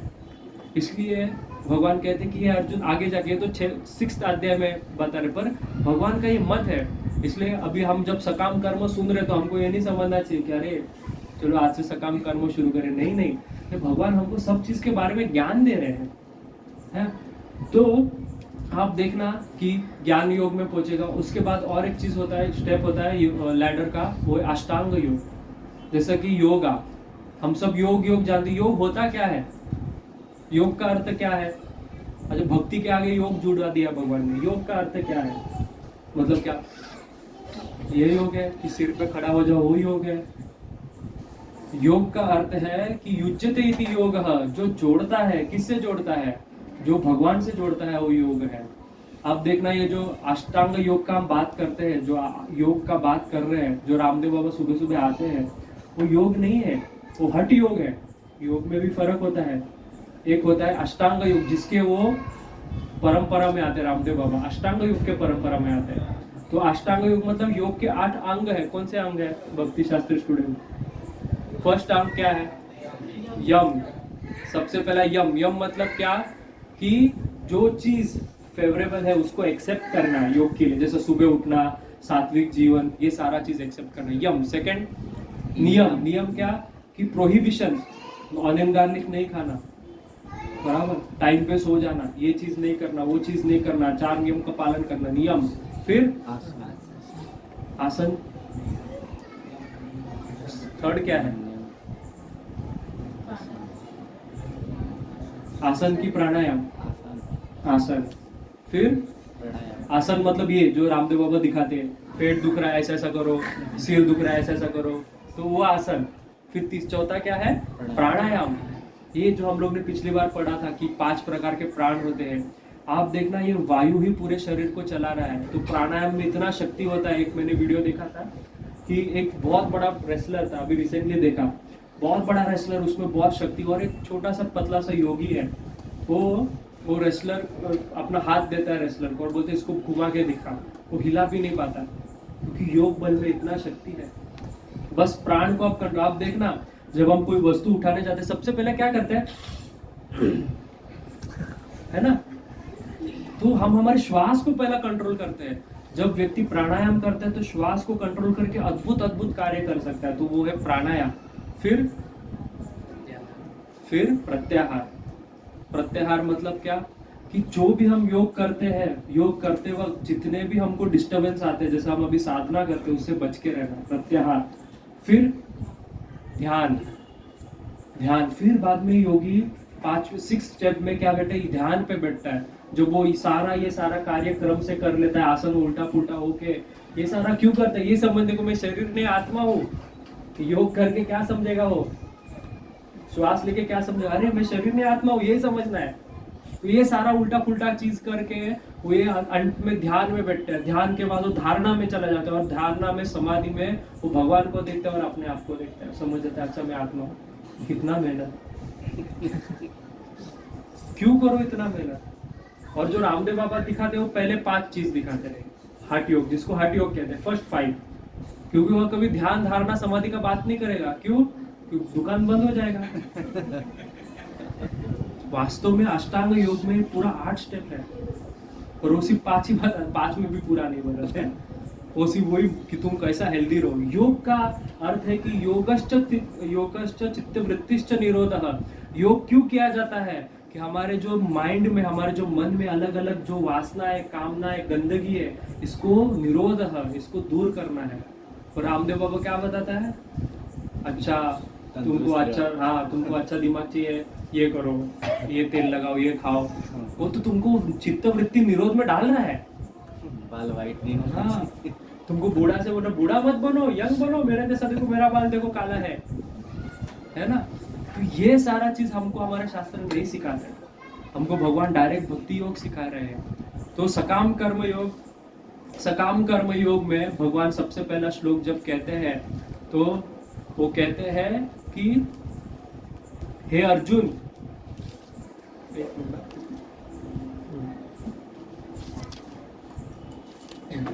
कहते हैं क्षत्रिय होने के नाते तुम अपना विशिष्ट धर्म का विचार करते हुए तुम्हें जानना चाहिए कि धर्म के लिए युद्ध करने से बड़ा तुम्हारे लिए अन्य कोई कार्य नहीं है, अर्थात तुम संकोच करने की कोई आवश्यकता नहीं है। तो यहाँ पे भगवान कह रहे हैं कि तुम क्षत्रिय हो, और क्षत्रिय का धर्म क्या है, तो तुमको युद्ध करना चाहिए। ये बात क्यों कह रहे हैं भगवान अचानक से? अचानक आत्मा का बात कर रहे थे, और आत्मा का बात करके कहते तुम तुम्हारा धर्म करो, तुम्हारे कार्य है, तुम्हारे कर्तव्य है। क्यों? क्योंकि ज्ञान होने के बाद यहाँ पे भी भगवान उस चीज का खंडन करते हैं। जब आपने जान लिया ना मैं शरीर नहीं आत्मा हूँ, तो क्या करना है? हिमालय चले जाना है, घर त्याग देना है? नहीं। जिस व्यक्ति को पता चला मैं शरीर नहीं आत्मा हूँ, उसको क्या करना है? उसको कार्य करना है, उसको एक्टिविटी करना है। जो जैसे कि आपने पढ़ लिया डॉक्टरेट, आप डॉक्टर हो गए, MBBS हो गए, फिर घर पे बैठ जाओगे, फिर डिग्री मिल गया, आप डॉक्टर बन गया, चलो प्रैक्टिस करोगे। उसी प्रकार से शरीर ने आत्मा हो तो आत्मा जानने के बाद व्यक्ति प्रैक्टिस करेगा। क्या प्रैक्टिस करेगा? तो कर्मयोग प्रैक्टिस करेगा कि अच्छा मैं जो कार्य कर रहा हूँ इसमें मैं करता नहीं हूँ, ना हम करता, हरि करता, मैं सिर्फ एक माध्यम हूँ, निमित्त मात्र भव सव्यसाची, मैं निमित्त हूँ, मैं भगवान के ओर से ये कार्य कर रहा हूँ। तो इसलिए भगवान सबसे पहला कहते हैं अर्जुन तुम तुम्हारा क्षत्रिय धर्म का पालन करो। ये क्षत्रिय धर्म पालन करने से क्या होगा? तुमको सबसे पहला तो चीज, तुमको पाप नहीं लगेगा। क्यों? क्योंकि क्षत्रिय जब युद्ध करता है, क्षत्रिय के लिए युद्ध, जैसे अभी इतने सारे हमारे आर्मी लोग हैं, आर्मी जो युद्ध में मरते हैं, युद्ध करते हैं, उनका क्या गति होता है? तो प्रभुपाद आगे श्लोक कोट करते हैं इसमें परपट में कि जो भी व्यक्ति धर्म युद्ध में मरता है, अपने देश का रक्षा करने में मरता है, उसको स्वर्ग लोक प्राप्त हो जाता है। तो भगवान ये समझा रहे कि सोच तू क्षत्रिय है, तू युद्ध में मर भी जाएगा, तुझे स्वर्ग प्राप्त हो जाएगा। जो स्वर्ग तू युद्ध ना करके दया दिखा के प्राप्त करने का बात करो, तू मर जाएगा तो भी प्राप्त हो जाएगा युद्ध में। तो युद्ध करना तो तेरा कर्तव्य। उल्टा तू अगर युद्ध नहीं करेगा, सोचेगा कि मैं दया कर दूं, मैं किसी को पाप दूं, तब तुझे पाप लगेगा। क्योंकि शास्त्र कहते हैं कि जो अपना धर्म छोड़ता है, अपना कर्तव्य छोड़ता है, उसको पाप लगता है, तो तुझे पाप लग जाएगा। तो उल्टा है जो तू सोच रहा था। अर्जुन क्या सोच रहा था कि मैं युद्ध नहीं करूंगा तो पुण्य लगेगा। तो भगवान कहते मूर्ख, तू बड़ा शास्त्र का बात कर रहा था, नानु सोचे पंडित, तू पंडित है ना, हाँ तू पंडित का बात कर रहा था, तो तू पागल है। शास्त्र तो ये कह रहे, महाभारत का श्लोक है, मनुस्मृति का श्लोक है। तो तुमको क्या करना है? तुमको लड़ना है। लड़ने से क्या होगा? एक तो तुम हार जाओगे तो फिर स्वर्ग मिलेगा, जीत जाओगे तो भी स्वर्ग मिलेगा। तो दोनों टाइप विन विन सिचुएशन, दोनों जगह पे तुम्हारा जीत ही है। उल्टा तुम युद्ध नहीं करोगे तो तुम नरक जाओगे, तुम युद्ध नहीं करोगे तो तुम नरक जाओगे। तो इसलिए तुम अपना कार्य करना। क्यों करना? ये आकांक्षा से। भले तू बहुत बड़ा पंडित है, भगवान कह रहे हैं तुझे भिक्षा मांगने जाना है, सन्यासी बने, ठीक है भाई, पर मेरा बात मान, मैं गुरु हूं ना अभी तेरा, तो मेरा बात मान और तू क्या कर, मैं कह रहा हूँ इसलिए युद्ध कर, मैं कह रहा हूँ इसलिए युद्ध कर, और इस आकांक्षा से युद्ध कर कि मुझे स्वर्ग मिल जाएगा। इच्छा रख के युद्ध कर, जैसे हमारे लिए भगवान कह रही है। अभी तुमको समझ में आया ना, तुम शरीर नहीं आत्मा हो, तो क्या करो, मैं कह रहा हूँ इसलिए अपना कर्म करो। तो इसको हम लोग आ जाते हैं, हमारे में भक्ति योग का पूरा रंग चढ़ जाता है ना, तो हम क्या करते हैं, जैसे वो हमारे पास थे वो प्रभु जी, संकेत प्रभु जी, वो कैसा प्रभु जी को बोलने लगे थे, जस्ट अभी जुड़े हैं, मैं सन्यासी बन जाऊं, मुझे ऑरेंज कपड़ा चाहिए, ये चाहिए। अरे अभी अभी आप लोग जुड़े हो, अभी अभी हम भक्ति शुरू किए, भक्ति भी नहीं शुरू की है, पर हम बातें कैसा करते हैं, वृंदावन जाना है प्रभु जी, ये सारा मोह माया है, क्या करेंगे प्रभु जी, आपका कृपा चाहिए प्रभु जी कब मेरे में भक्ति आएगा। अरे तुमको अगर वास्तव में भगवान को प्रसन्न करना है तो भगवान कह रहे हैं पहले अपना कर्म तो कर, जो मैंने तुझे सेवा दिया वो तो सेवा कर। ये तू अभी तुझे समझ में आया ना, तू करता नहीं मैं करता हूँ, तो तुझे परिवार तो मैंने दिया है, तो परिवार वाले कौन है, तेरे स्वजन नहीं है, मेरे जन है। तो ऐसे ऐसे कुछ भक्त है प्रभुपाद के समय भी, अभी भी प्रभुपाद का समय तो छोड़ दो, अभी भी बहुत सारे ऐसा भक्त है। कमलोचन प्रभु हमको बता रहे थे एक बार स्टोरी, वो भक्ति शास्त्री सिखाने जूझ जाते थे तभी का। तो एक माता जी थे, बहुत पैसे वाले माता जी थे, तो उनके घर में बहुत सारे नौकर चाकर रहते थे। तो वो क्या करते थे, बच्चों को सिखाने के लिए नौकर अलग, मतलब एक टीचर आती थी वो अलग, बच्चों को स्कूल छोड़ने के लिए एक नौकर अलग, हाँ, बच्चों का कपड़ा चेंज बदलने के लिए एक नौकर, सब चीज के लिए नौकर, यहाँ तक कि भगवान का भोग बनाने के लिए भी नौकर। तो कमलोचन प्रभु ने पूछा है व्हाट यू डू, तुम क्या करते हो। प्रभु जी पता है वो कैसा बात करते हैं, तू क्या करता है। तो बोले मैं कुछ नहीं, मैं प्रभु जी 64 राउंड्स करता हूँ। प्रभुपाद ने कहा है कि चैंटिंग सबसे इम्पोर्टेंट एक्टिविटी है।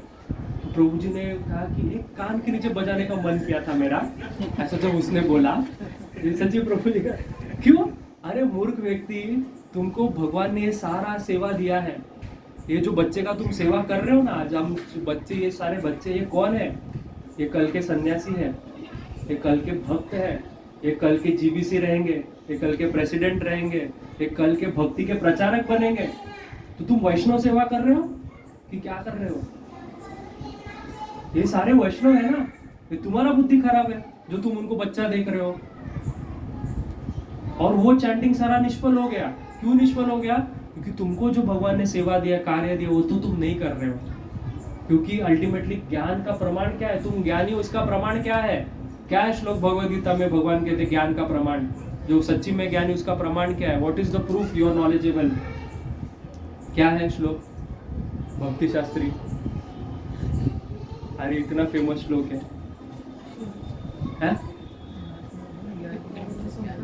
हाँ, भवनाम जन्मना, ये भक्ति शास्त्री की है, प्रभु जी ने नहीं किया फिर भी क्या, बहुनाम जन्मना मनते ज्ञानवान माम प्रपद्यते वासुदेव सर्वमिति स महात्मा सुदुर्लभ। वही व्यक्ति महात्मा है, वो व्यक्ति ज्ञानी है जिसने जान लिया कि कण कण में वासुदेव है। प्रहलाद महाराज सबसे बड़ा उदाहरण, प्रहलाद महाराज, हम तो भगवान की मूर्ति में भी भगवान को समझने में हमको देर लगता है यह भगवान है। प्रहलाद महाराज तो इस खंबे में भगवान को देख लिए, तो इसलिए भगवान उसका वचन सत्य करने को खंबे से प्रकट हो गया। तुम्हारे लिए नहीं प्रकट होंगे अपने बीवी में भगवान, क्यों नहीं होंगे, अरे होंगे, बड़ा बच्चे में तुमको भगवान का दर्शन हो जाएगा, तुमको बाल गोपाल का दर्शन हो जाएगा। पर तुम देख रहे हो क्या वासुदेव सर्वमिति स महात्मा सुदुर्लभा।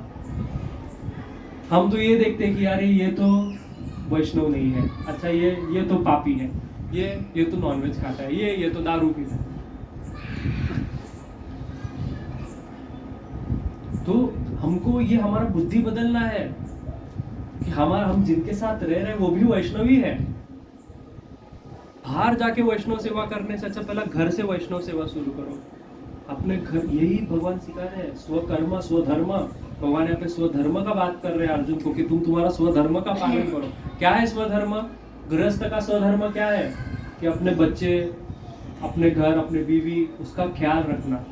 तो हमारे जैसा क्वेश्चन भी आप आया था रघुनाथ दास गोस्वामी, जब महाप्रभु ने उनको कहा कि रघुनाथ दास गोस्वामी तू घर पे चले जा तेरे बीबी बच्चों का ख्याल रख। रघुनाथ दास गोस्वामी को कहा, जब रघुनाथ दास गोस्वामी भाग के आना चाहते थे तो महाप्रभु ने क्या आज्ञा दिया, बहुत बहुत बहुत सुंदर, सबसे चैतन्य चरितामृत में से सबसे सुंदर इंस्ट्रक्शन मेरे को बहुत पसंद है। बहुत सुंदर इंस्ट्रक्शन महाप्रभु देते। रघुनाथ दास गोस्वामी हमारे एक आचार्य है, षड गोस्वामी से एक, तो वो सब वैराग्य में सबसे उच्च कोटि के वैरागी माने गए हैं। वो उनका स्तर इतना बड़ा था कि वो पूरा दिन सिर्फ छाछ पी के रहते थे, ओनली छाछ। और पूरा दिन क्या करते थे, भगवान का लीला का स्मरण करते थे, नाम जप करते रहते थे राधा कुंड पे बैठ के। इतना वो महान भक्त थे। तो एक बार ऐसा कथा आता है कि जप करते रहते थे राधा कुंड पे बैठ के भगवान के विरह में, तो खुद वहाँ पे राधा, बहुत धूप था, दोपहर का समय, वृंदावन को धूप पता है कितना धूप रहता है, माता जी पता रहेगा, अभी गए थे, तो इतना धूप रहता है, तो इनको कुछ ध्यान नहीं, पूरा शरीर तप रहा है, पूरा पसीना पसीना आ रहा है, पर इनका भजन इतना उच्च कोटि का था कि खुद राधा रानी वहाँ पे प्रकट होके इनके सिर पे पल्लू देके खड़ी हो जाती है। इनकी सेवा के लिए खुद राधा रानी आती है। इतने उच्च कोटि के भक्त हैं। अभी हम वृंदावन जाएंगे तब दर्शन करेंगे।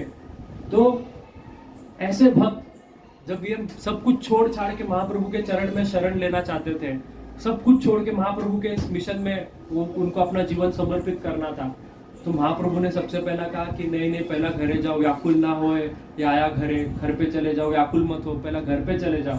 तो फिर महाप्रभु उनको कहते, वो बार बार चिट्ठी लिखते थे महाप्रभु को कि महाप्रभु मैं कब आऊँ, कब मेरे पे कृपा करोगे, ये सारा संसार, ये सारा घर बार, ये तो माया है, कब मैं छोड़ के आ जाऊँ। महाप्रभु एक सुंदर बात कहते हैं रघुनाथ दास गोस्वामी के, कुछ भी आज का लेक्चर में याद मत रखो, ये चीज याद रख लो, बहुत इंपॉर्टेंट है, श्लोक निकाल के बाहर कर लो। महाप्रभु कहते हैं अंतर निष्ठा करी बाह्य कोरी लोक व्यवहार। हे रघुनाथ, तू घर पे चला जा, और कैसे रहे, अंदर से, अंतरे कृष्ण चरण धोरी, अंतरे निष्ठा करी, अंदर से तू निष्ठा कर कि मैं कृष्ण का भक्त हूँ, मैं कृष्ण का दास हूँ, और कृष्ण का चरण दृढ़ से पकड़ के रख। और बाह्य कोरी लोक व्यवहार, बाहर में तू ऐसा रहे कि मैं एक नंबर का क्या हूँ, भौतिकवादी, एक नंबर का मटेरियलिस्टिक, सुंदर मटेरियलिस्टिक।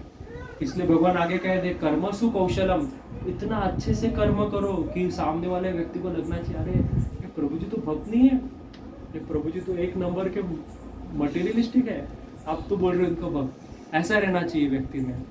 पर हम उल्टा रहते हैं, हम क्या करते हैं, अंदर से कृष्णा को नहीं पकड़ा है, हाँ बाहर दिखाते हैं, तिलक पहनेंगे, हाँ बड़ा बड़ा, इतना छोटा कंठी नहीं, बड़ा बड़ा कंठी पहन के घूमेंगे, इधर और भी लॉकेट वॉकेट डालेंगे, फिर वो भी नहीं बचा तो टैटू कर लेंगे दिखाने को कृष्णा,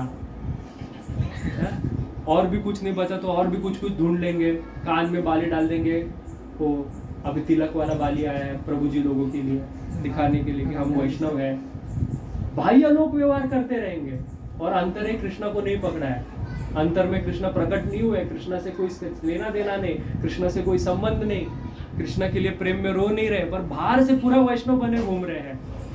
तिलक एकदम रुमाल से साफ कर करके एकदम स्ट्रेट लाइन, पूरा 12 अंग में तिलक लगाया हुआ है, पर बाह्य से क्या है, लोक व्यवहार, बाह्य दिखा, अंतर से कृष्णा से प्रेम है नहीं, तो कृष्णा जो बोल रहे हो कर रहे हैं, नहीं कर रहे, तो बाहर से मस्त भक्त बने घूमे, एकदम स्त्री वाला धोती, माता जी लोग गोपी ड्रेस, तो ये बाह्य नहीं करना है। महाप्रभु कह रहे, कहते अंदर निष्ठा करिए, अरे तुम पहला अंदर से कृष्णा को पकड़ो और बाहर से तुम मटेरियलिस्टिक बने घूमो, बाहर तुम तिलक मत लगा के दो चलेगा, महाप्रभु कह रहे हैं, तुम कंठी मत पहनो चलेगा, महाप्रभु कह रहे हैं, अरे पर अंदर से तुम भक्त बन के रहो। यही राज है भक्ति का, कि अंदर से भक्त बनना है, हम बाहर से भक्त बनने का प्रयास कर रहे हैं। जब तक आप अंदर से भक्त नहीं बनोगे, बाह्य कुछ भी कर लो, बड़े बड़े महात्मा हो गए, वृंदावन में जाके देखना, ऐसे ऐसे साधु संत मिलेंगे जिन्होंने सब कुछ एक लंगोट पे रहते हैं, पर वासना से भरे हुए, काम क्रोध लोभ माया सबसे जकड़े हुए। तो बड़ा बड़ा बात करके कोई फायदा नहीं होगा, ये संसार छोड़ के जाओ, वृंदावन चले, आप राधा कुंड में भरे ले लो, राधा कुंड में रह लो, फिर भी राधा रानी का कृपा नहीं होगा। पर आप इधर बैठे रहोगे तो आपको राधा कुंड का साक्षात दर्शन हो जाएगा। क्यों? अंतर से अगर कृष्णा को पकड़ा है। इसलिए कृष्णा कहते हैं मन मना भावो मत भक्तो, पिछले बार भी चर्चा किया था। सब कुछ हम हमारा शरीर किसी और को दे दो। एक बहुत सुंदर कथा आता है, एक बार दो भक्त, पुराण में एक कथा आता है, दो भक्त जन्माष्टमी के लिए वृंदावन के लिए निकलते हैं, जन्माष्टमी के लिए वृंदावन के लिए निकलते हैं, तो तीर्थ यात्रा करते हुए। तो यात्रा करते करते क्या होता है कि उन दोनों भक्तों का दूसरे दिन वृंदावन पहुंचने वाले रहते हैं, दोनों भक्तों में से एक भक्त के मन में एक वैश्या घर का दर्शन होता है, एक वैश्या का जो घर है उसका दर्शन होता है। उस भक्त के हृदय में इच्छा हो जाती है कि मैं वैश्या से संग कर लूं, मैं वैश्या के पास चले जाऊं। तो दूसरा भक्त को बोलता, पागल है तू तुझे तो कृष्णा के, हम किस कार्य के लिए जा रहे हैं, कल जन्माष्टमी है, हमको भगवान का दर्शन करने जा रहे हैं मथुरा में, और तुझे ये सब गंदा गंदा भाव आ रहा है तेरे में। तो वो इतना अपने आप को ये हो जाता है कि बोलते हैं नहीं नहीं मैं कंट्रोल नहीं कर पाऊँ, मुझे जाना ही है, वैश्य के साथ संग करना है। वो वैश्य के पास चला जाता है, ये मथुरा पहुंच जाता है, और ये खड़ा है सामने भगवान के, मथुराधीश कृष्ण के सामने खड़ा है, और वो वैश्य के साथ बेड पे सोया है, वैश्य के साथ संग करके वो बेड पे सोया है। पर वो व्यक्ति सोच रहा है वहाँ पे से, छी, काश मैं वृंदावन चले जाता था, मैंने ये क्या पाप कर दिया, मैंने यहाँ पे रह के मेरा पूरा नाश कर दिया अपने आप का। वो वृंदावन के बारे में सोच रहा है, मेरे से गलती हो गया, भगवान मुझे क्षमा करो, कि आज मैं वहाँ पे जाता तो कितना सुंदर मथुराधीश का दर्शन होता था, रात को 12 बजे पालने में भगवान का दर्शन होता था। और वो व्यक्ति जो मथुरा पहुँच गया, वो क्या सोच रहा है, वो क्या कर रहा है, अच्छा अच्छा अच्छा अभी उसने पान खाया है, अच्छा वो ये सारा चीज सोच रहा है। तो मथुरा कौन पहुंचा है, मथुरा कौन पहुंचा है? तो भगवान एक्सटर्नल एक्टिविटी नहीं देखता, अगर एक्सटर्नल एक्टिविटी देखते थे ना तो हमारा औकात ही नहीं था भक्ति करने का, ये फैक्ट है। एक ऐसा ही सेम कथा आता है, एक ब्राह्मण रहता है, उसके सामने वैश्य का घर रहता है। ये सारा स्टोरीज भगवान हमको सिखा रहे हैं कि भक्ति है अंतरंग बात है, बहिरंग बात नहीं है। तो ब्राह्मण, उसके सामने वैश्य का घर है, ये हमेशा ब्राह्मण सुबह सुबह उठेगा, हे शिव शिव शिव शिव शिव, अलग अलग तरह का गाली देंगे उसको, वो ब्राह्मण वो वैश्य को, कहाँ से ये कितना कर्मजली कर्मनाशिनी क्या क्या क्या क्या उल्टा ऐसा करके उसको गाली देता रहता है कि कैसा ये सुबह शाम यहाँ पे खड़े रह के ये यहाँ पे कस्टमर लोग के लिए खड़ी रहती है वैश्य, ऐसा सारा उसके मन में गाली देता है। पूजा कर रहा है, कर्म कांड कर रहा है, उसको गाली दे रहा है, पूजा कर रहा है, गाली दे रहा है, और पूरा जीवन उसने ऐसा निकाल देता है। अंत में जब यमराज आते हैं और लेके जाने को, तो उस समय वैश्य भी अपना शरीर त्याग देती है, तो दोनों को एक साथ लेके जाते हैं। तो वो ब्राह्मण देखता है वैश्य भी आ रही है, देखते किधर जाएंगे देखते हैं। तो जैसे यमराज के कोर्ट में पहुंचते डिसीजन के लिए, तो यमराज उस वैश्य को तो भेज देते हैं ऊपर के धाम में, स्वर्ग आदि उच्च कोटि के लोक में, इसको नरक में भेज देते हैं। तो चिढ़ता है, बोलते हैं मैंने तो पूरा धर्म पालन किया, सुबह शाम संध्या वंदन किया, सारा नियम का पालन किया, कभी कांदा लहसुन भी नहीं खाया। वो वैश्य तो सुबह शाम वहाँ पे कितने सारे पर पुरुषों के साथ संग किया उसने, और तुम उसको ऊपर भेज रहे हो, मुझे नरक में भेज रहे हो। तो कहते हैं अरे तू पूरे दिन उसके बारे में सोचता रहता था बैठ के कि वो क्या कर रही, उसको गाली देता रहता था। और वो वैश्य वहाँ पे बैठ के ये सोचती रहती थी, अरे ब्राह्मण कितना महान है, कितना सुंदर इसको जन्म मिला है, काश मुझे भी ऐसा जन्म मिलता था, काश मुझे भी भगवान का सेवा मिलता था। तो इसलिए वो स्वर्ग में चली गई और तू नरक में चला गया। तो भगवान ये सारा चीज नहीं देखते। इसका प्रमाण है, एक वैश्या थी, रंगनाथ जी का कथा है, एक वैश्या थी, उसको भगवान के लिए उसने सुंदर सुंदर आभूषण से, उसके पास जो भी आभूषण थे, एक बार क्या हुआ कि एक गांव में संत का जमात आया, बहुत बड़े साधु थे, संत थे, वो सारे गांव में आए। तो जब गांव में आए तो उन्होंने लोगों से पूछा कि हम कहाँ पे रहे, कोई गार्डन है अच्छा जहाँ पे हम हमारा तंबू आदि सब लगा सकते हैं, हमारे देव का पूजा कर सकते हैं। तो गांव वाले लोग ने सोचा चलो इनका थोड़ा मजाक उड़ाते हैं। तो गांव वाले लोग ने उनको वैश्य के घर के बाहर का जगह पता, बोला ये बहुत पवित्र स्थान है, इस पवित्र स्थान में अपना तंबू बांध दो। वो संतों को कहा, तो साधु संतों बेचारे बोले, उनको कुछ पता नहीं, वो जाके अपना तंबू बांध लिए, शालिग्राम आदि निकाले, मस्त ऑल्टर बनाया, पूजा चालू किया। तो जैसा घंटी का आवाज आया तो वैश्य अंदर से सुनिए, आज क्या अहोभाग्य हो गया कि मेरे द्वार पे साधु संत प्रकट है, कभी कोई साधु संत मेरे द्वार नहीं आता, आज साधु संत है। तो अलग अलग खुश होके वो सारा आज का पूरा उसका कार्य बंद करके, स्नान आदि कर्म करके, सुंदर सुंदर आभूषण लेके आती है, सब कुछ लेके आती है वो ब्राह्मणों का, संतों का स्वागत करने को। और जैसे संतों को पता चलता है कि अरे वैश्य का द्वार है, संत क्रोधित हो जाते, कहते कि हे तू हमको तू सेवा कर रहे, तेरी औकात नहीं हमारी सेवा करने की। उसको बला गंदा गाली देते संत, कहते कि तुम तो क्या क्या कर्म कर चुकी हो, ऐसा ऐसा उसको कहते हैं। उसके मन में बहुत पीड़ा होती है, तो कहती है कि अरे ठीक है आप मेरे को गाली दे दो, मेरे कार्य को गाली दे दो, पर मैंने कुछ आभूषण लाए हैं, ये भगवान रंगनाथ को आप चढ़ा दो। तो वो कहती है कि है तेरा कार्य, तेरा कोई आभूषण भगवान नहीं स्वीकार करेंगे। तो कहती कि आप भगवान को चढ़ा दो, आप मेरे में तो उतना ये नहीं है, आप चढ़ा दो, आपसे भगवान स्वीकार करके को प्रार्थना करती है। तो वो मना करते हैं। तो वहाँ पे खुद रंगनाथ भगवत प्रकट होते हैं और कहते हैं कि तू अपने हाथ से मेरे सिर पे मुकुट डालेंगे। सोचो तो इतना प्रेम भगवान करते हैं जो व्यक्ति उनके बारे में सोचता है उसके लिए, क्योंकि हम प्रेम उसी व्यक्ति से करते हैं जिनके बारे में हम सोचते हैं। अभी आप यहाँ पे बैठे हो, पर सोच जिसके बारे में रहे हो उससे आप प्रेम कर रहे हो। आप भले क्लास में हो, पर अगर आपका मन चल रहा है कि अरे कब प्रसाद मिलेगा, तो प्रेम प्रसाद से है, तो भी कृपा होगा। क्योंकि अभी हम गए थे सर्वम जगन्नाथम, प्रसाद भी जगन्नाथ ही है, तो उसका भी टेंशन है। प्रसाद का चिंतन हो रहा है तो अच्छा है, और घर का चिंता हो रहा है, अरे जल्दी चलो घर जाना है, जल्दी चलो ट्रेन चला जाएगा, तो फिर गड़बड़ हो रहा है। क्योंकि मन का ही सारा खेल है। हमारे सारे इंद्रियों में ये विशिष्ट देवता है जिसको मन देवता कहते हैं, और यही सबसे खतरनाक है।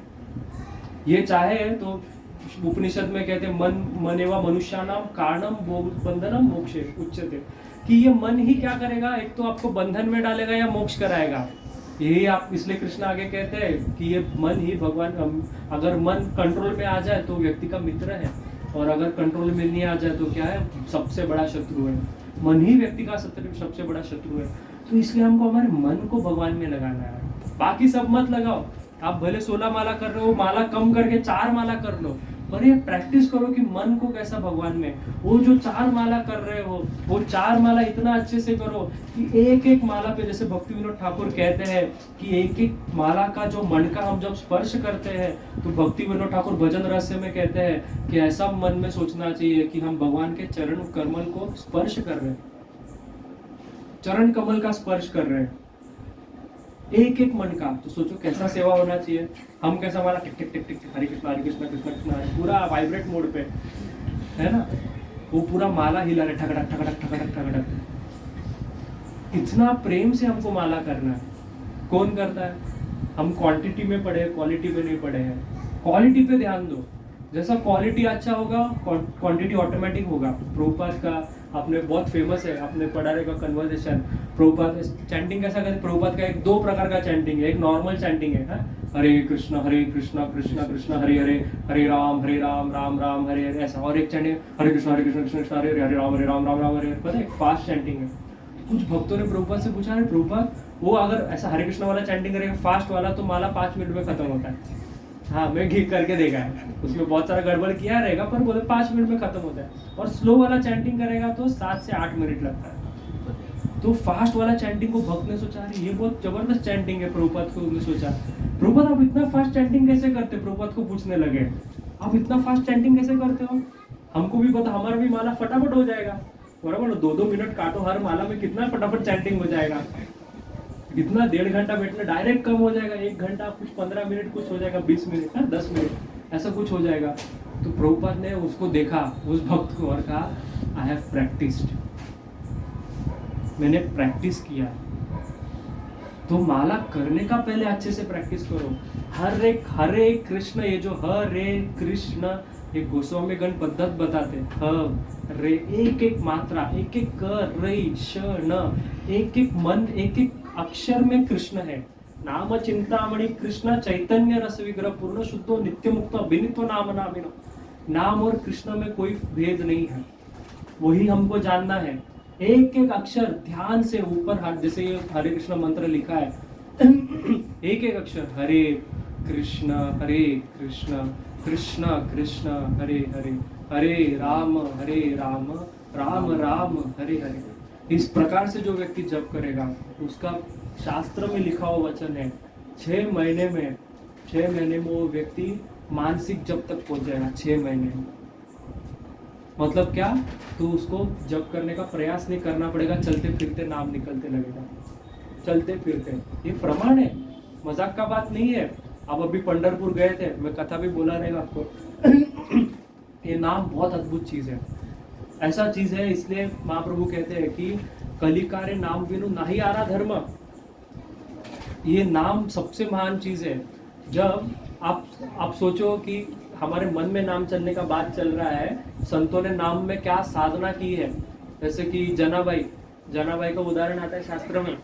तो जनाबाई, एक बार कबीरदास जी जनाबाई का दर्शन करने को निकले थे पंढरपुर ने, उसका नाम सुना था, जनाबाई नाम की बहुत बड़ी पंढरीनाथ की भक्त, चलो दर्शन करने जाते हैं। पंढरपुर गांव में जैसा प्रवेश करते हैं, देखते हैं कि 2 औरतें झगड़ा कर रही है और सारे लोग आसपास जमा हो गए। तो कबीरदास जाके देखते हैं, बोलते क्या चल रहा है, क्यों झगड़ा कर रहे हैं, चलो देखते हैं।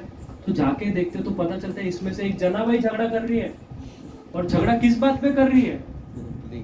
हाँ, गोबर के उपले के लिए। वो औरत कह रही है ये मेरा उपला है। उपला पता है ना, कंडा, अब गांव में देखा रहेगा गोल गोल बनाते, तो गोबर के कंडे के लिए। तो वो कह रही है, स्त्री कह रही है मेरा कंडा है, वो जनाबाई कहती है मेरा कंडा है। सोचो इतनी महान वैष्णव भक्त, वो एक कंडे के लिए, गोबर का कंडे के लिए झगड़ा करेगी। तो कबीरदास सोचा मैं गलत तो नहीं कुछ आ गया दर्शन वर्शन करने को, ये तो नाम सुना था, कुछ अलग ही दिख रहा है। तो वो झगड़ा करते करते एक बहुत अद्भुत बात कहती है जनाबाई, कहते हैं ये मेरे ही कंडे हैं। तो पूछते तू इतना कॉन्फिडेंटली कैसे कह सकती है तेरा कंडा है करके, नाम लिखा है क्या तेरा? तो कहती कि नाम नहीं लिखा है, कहते कि मेरा कंडे को कान पे लगा के सुन, इसमें से विट्ठल विट्ठल नाम है। तो सच्ची में उस कंडे को कान में लगाने से विट्ठल विट्ठल नाम है। चोखा मेड़ा, संत चोखा मेड़ा, हड्डी से नाम प्रकट हो रहा है, हड्डी से। तो ये नाम साधना इतना सर्वश्रेष्ठ है। बस ये साधना करने के लिए एक ही नियम है, वो क्या है? अपना मन चैंटिंग में लगाना है। क्योंकि मंत्र जो हम कहते हैं ना, चैंटिंग का, ध्यान चंद्र गोस्वामी पाद कहते हैं कि चैंटिंग का सबसे टॉप मोस्ट चैंटिंग का लक्षण क्या है? जप लक्षणम। तो कहते हैं कि मंत्र मध्ये स्थित मना मध्ये स्थित मंत्र एतात जप लक्षण, कि मंत्र में मन स्थित है और मन में मंत्र स्थित है, इसको जप लक्षण बोला। ये जप है, ऐसा नहीं है हरे कृष्णा कृष्ण कृष्ण हरे व्हाट्सएप मैसेज, हरे राम वो प्रभु जी को कॉल करना है, हरे कृष्ण ऑफिस चल रहा है, हरे कृष्ण टीवी चल रहा है। समझ? क्योंकि जबान दे दिया, माला का हाथ दे दिया, जप माला भी ले लिया, 2 घंटा दे दिया, पर कुछ हाथ में आया नहीं आया। क्योंकि शास्त्र में वचन है कि आप ये सारा जो जप कर रहे हैं ना, आपका प्रगति क्यों नहीं हो रहा है। मैं जप के बारे में इसलिए बोल रहा था क्योंकि पिछली बार माता जी मुझे पूछे थे कि जप के बारे में बताओ प्रभु जी, कैसा जप करना है, जानना है कि नहीं जानना है थोड़ा। तो शास्त्र में ऐसा वचन आता है कि व्याघ्र चित्तो हतो जपः, कि जब हम जप करते हैं और जप करते वक्त अगर हमारा ध्यान नहीं है, हमारा चित्त व्यग्र है, मतलब जैसा कभी कभी रहता है ना, अरे ऑफिस जाना, हरे कृष्ण कितना माला बचा है, हरे कृष्ण किधर है, मनका किधर है, सुमेरु किधर है, ऐसा हरे कृष्ण कृष्ण कृष्ण। तो ये जो व्याग्र चित्त है, ये जो चित्त में व्यग्रता है कि कब खत्म होगा, जब कब मैं माला हाथ से निकालूंगा, ये जो व्यग्रता है, ये सारा जब पहले किया हुआ और आगे करने वाला सबको हार लेता है, सब निष्फल। सोचो कितना अपराध हो रहा है, तो कैसा प्रेम मिलेगा? नाम में कोई प्रॉब्लम नहीं, दवाई में कोई प्रॉब्लम नहीं, दवाई लेने में गड़बड़ हो रहा है, दवाई लेने में गड़बड़ हो रहा है ना। कैसा रहता है जब दवाई देता है डॉक्टर, तो डॉक्टर 2 चीज बताता है, एक रहता है नियम और एक रहता है कि क्या खाओ, मतलब क्या खाओ और क्या नहीं खाओ। तो क्या खाओ में आप थोड़ा ऊपर नीचे कर लो चलेगा, पर क्या नहीं खाओ में ऊपर नीचे नहीं करना चाहिए। क्या नहीं खाओ में ऊपर नीचे कर लिया तो हरी बोल, है ना। क्या नहीं खाओ में आपने, डॉक्टर ने बोला आपका गला खराब है और आप खा रहे हो आचार दबा के, हाँ, आप ठंडा पी रहे हो, आइसक्रीम खा रहे हो, तो हरी बोल, गला गया काम से और बीमार हो जाओगे। इसीलिए जब नाम जप का बात आता है तो 10 नाम अपराध का बात आता है। क्या नहीं करना चाहिए जब करते हैं, क्योंकि नहीं करना अधिक महत्वपूर्ण है। वो नहीं करने से हमारा जब अच्छा होगा। और सारे 10 नाम अपराध आप सबको पता रहेगा, ये भी एक होमवर्क था, है ना, याद नहीं रहेगा मुझे पता है। तो 10 नाम अपराध को मैंने बोला था कि याद कर लो, भले संस्कृत में नॉर्मल याद कर लो, उसको हो सके तो एक प्रिंट लगा के रख दो घर पे। सच्ची ये बहुत इम्पोर्टेंट बात है, घर पे सब प्रिंट लगा के रखना चाहिए और हमेशा उसको आते जाते देखना चाहिए, तो ये अपराध होने से बंद होगा। और एक बहुत महत्वपूर्ण बात भक्ति विनोद ठाकुर कहते हैं कि ये सारा 10 नाम अपराध है ना, इसमें सबसे महान अपराध एक अपराध है। कौन सा अपराध? इनअटेंटिव चैंटिंग, कि ध्यान पूर्वक जप ना करना। ये 10 नाम अपराध से बड़े 11वां अपराध है, और वो अपराध से ये बाकी सारा अपराध पूरित होता रहता है। आप देखना, आप ध्यान पूर्ण जप नहीं करोगे, आपको अपराध लगेगा। नाम के प्रति अपराध किया, नाम के प्रति अपराध किया तो गुरु में अश्रद्धा होने लगेगा, गुरु के वचन पे अश्रद्धा होने लगेगा। अरे गुरु महाराज ऐसा बोल रहे हैं, उस भक्त को तो अंदर लेके कुछ और बोले, मुझे तो ऐसा बोले। साधु की निंदा होने लग जाएगी, भक्तों में से भक्तित्व का दर्शन होना बंद हो जाएगा। तो इसलिए ये 10 नाम अपराध में से सबसे पहला ध्यान पूर्वक जप करो और मन को कृष्ण में लगाओ। ये जो आत्मा का आज हम लोग ने इतना चर्चा किया, ये चर्चा तो ऐसा ही है, ये समझ में तब आएगा जब जब अच्छे से हो जाएगा, ऑटोमेटिकली सब चीज़ पूरित हो जाएगा ऑटोमेटिकली। कोई करने का जरूरत नहीं। आप देखना कितने बड़े बड़े साधु संत होके के क्या किया, पूरा दिन रात नाम जप किया, ऑटोमेटिकली सब चीज़ प्रकट हो गया। प्रभुपाद ने क्या किया, प्रभुपाद का आप देखो, प्रभुपाद का अगर जीवन किसने पढ़ा रहेगा, प्रभुपाद ने जाके साधना किया है वृंदावन में बैठ के। आपको पता रहेगा ना, दामोदर मंदिर में उन्होंने बुक ट्रांसलेट नहीं किया, वहाँ पे बैठ के भजन किया है। वही भजन करो। जप और भजन में फर्क होता है। जप मतलब क्या, जो हम 2 घंटा बैठ के चैंटिंग करते हैं वो जप होता है, और जप का फल होता है भजन, जो पूरा दिन में चलेगा। मतलब क्या, जैसे मैं मंदिर अभी ऑफिस चला गया, आपने सुबह उठ के 2 घंटा जप किया, अब आपके फैक्ट्री चले गए प्रभु जी, तो वो जो 2 घंटा जप किया ना, उसका कृपा से फैक्ट्री में भी आपको कृष्ण का स्मरण होते रहेगा। तो फैक्ट्री में जाना भजन हो गया, फैक्ट्री से आप घर आए वो भजन हो गया, आपने खाना खाया वो प्रसाद हो गया। ये जप का फल है भजन। भजन पूरा दिन चलता रहता है, जब 2 घंटा चलता है। हमको भजन करने सीखना है, अभी हम जप कर रहे हैं। तो ये फर्क है, छोटा छोटा बातें हैं, ठीक है। और विस्तार में हम बाद में जाएंगे, तो आज तो श्लोक भी ने शुरू किया, ठीक है। हरे कृष्णा कृष्णा कृष्णा हरे हरे, हरे राम राम राम हरे हरे। श्रील प्रभुपाद की जय। किसी का कोई प्रश्न है तो पूछ सकते हैं।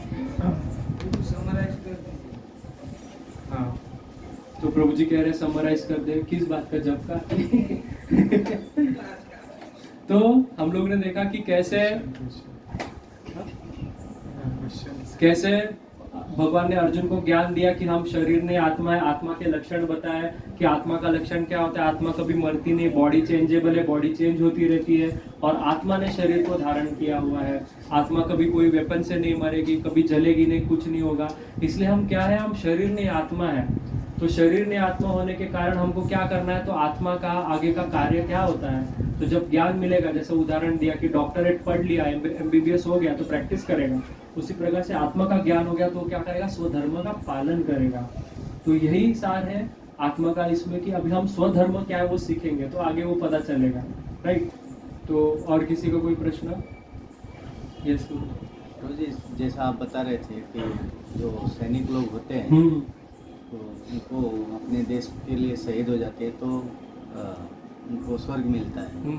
तो जैसे आजकल के सैनिक तो तथाकथित सब कुछ पान कर रहे हैं, तो उनको भी स्वर्ग होगा? नहीं होगा, क्योंकि उसमें महाभारत का श्लोक में आता है कि धर्म युद्ध में जो भाग लेता है वो स्वर्ग में जाता है।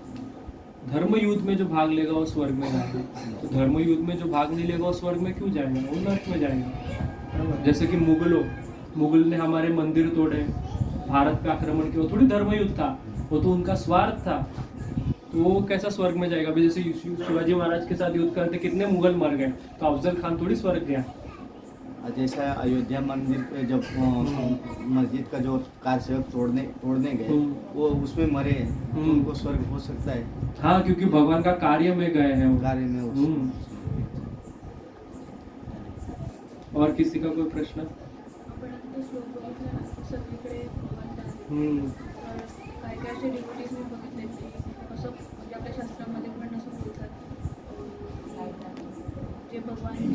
जे भगवानाची भक्ती नाही करत किंवा त्यांच्यापासून मुख फेरलेलं आहे तर ते असुर आहे असं मी पण ऐकलं. तर मग डिव्होटीजने ह्याला कसं घेतलं? तो माता जी पूछ रहे हैं कि जैसा हम लोग ने अभी श्लोक पे चर्चा किया कि वासुदेव सर्वमिति, सब में वासुदेव है, बराबर। तो कुछ भक्त ऐसा हमारे संस्था में हम देखते हैं कि वो कहते हैं कि जो भगवान के भक्त में वो सारे असुर हैं, तो इसको कैसा समझना चाहिए? तो वास्तव में कि हमको कभी भी किसी को असुर नहीं मानना चाहिए, हमको खुद को असुर मानना चाहिए। वृत्तासुर, हाँ, वृत्तासुर क्या था, वो क्या कहा कि मैं असुर हूँ, आप बाकी सब असुर, बाकी सब तो भगवान के दास हैं, बराबर। हमको सब में भगवान का दासत्व देखना चाहिए, ये समझना चाहिए कि भगवान का व्यक्ति दासत्व भूल गया इसलिए ऐसा बिहेव कर रहे हैं, बराबर। क्यों? अन्यथा भगवान के अलावा है कौन जिसका हम सब अंश है, राइट। और वो भी बात जाने दो, भगवान का अंश का भी बात जाने दो। जब भागवतम में 26 भक्तों के गुण बताए हैं, तो सबसे पहला गुण क्या है उसमें 26 गुणों में, कि वो क्या है, अकृत द्रोह। उसमें किसी के प्रति द्वेष नहीं रहता है, वो कभी भी किसी के प्रति द्रोह नहीं करता, उसको किसी के प्रति ये नहीं रहता अरे ये ऐसा है ये वैसा है। तो पंडिता समदर्शनी क्यों बोलेंगे भगवान? भगवान भक्त का, भगवान का भक्त पंडित होता है, तो समदर्शिनी कैसा होगा? वो सबको समान देखेगा, सबको भक्ति देखेगा। बस उल्टा भक्त का यही लक्षण है, जो सब में भक्ति देखता है, अपने आप में भक्ति नहीं देखता है। इसलिए तो सूरदास गाते हैं, मोह सम कौन कुटिल फल कामी। महाप्रभु कहते हैं, नाही मोरा प्रेम गंध। रूप गोस्वामी, सनातन गोस्वामी आदि आदि कहते हैं, दंडे तीर्ण धरी, नीच नीच जाति, नीच कुल, नीच संगी पड़े। ये सब क्यों गाते हैं? इसलिए ही गाते हैं कि बताने को, और मैं भक्त नहीं, पूरा दुनिया भक्त है। हमको ये भाव रखना चाहिए। और जो व्यक्ति ऐसा भाव रखता है वो अभी तक भक्ति समझा नहीं, वो भक्ति नहीं है, पहला बात। क्योंकि भक्त का लक्षण ही है। इसलिए कहते हैं ना कि भक्त का डेफिनेशन समझना है कि भक्त कौन है। हाँ, ये बाह्य डेफिनेशन हो गया कि धोती कुर्ता पहनता है, तिलक पहनता है तो इस्कॉन वाला है। वास्तव में इस्कॉन वाला वो व्यक्ति है जो सच्ची में, प्रभुपाद एक्चुअली इस्कॉन वाले हैं। हम अभी तक इस्कॉन वाले बने नहीं। ओनली प्रभुपाद इज इस्कॉन वाला। हम लोग इस्कॉन वाले नहीं है, हम लोग तो अभी बाह्य वाले हैं, है ना। इसलिए प्रभुपाद को जब पूछा कि प्रभुपाद कि आपका क्या नाम रखेंगे, आप तो इस्कॉन के फाउंडर आचार्य हो, तो उन्होंने कहा कि I am the founder member Acharya. मतलब मैं भी इस्कॉन का मेंबर ही हूँ, पर मेंबर आचार्य हूँ। इसी तरह से हम अभी तक अपने आप को इस्कॉन का मेंबर बोलते तो है, पर इस्कॉन मेंबर बने कहाँ पे? वास्तव में सिर्फ प्रभुपाद, हमारे जो गुरु महाराज है, राधा गोविंद महाराज है, राधानाथ स्वामी, इन लोग से सीखो भक्ति क्या है, इन लोग से सीखो भक्ति क्या है। आप देखना, अभी जस्ट राधानाथ महाराज का ये गया व्यास पूजा, उनके जैसा, उनके वास्तव में अगर दीनता देखना है तो उनके जैसा देखना चाहिए। दीनता, उनके जैसा दीन कोई नहीं है।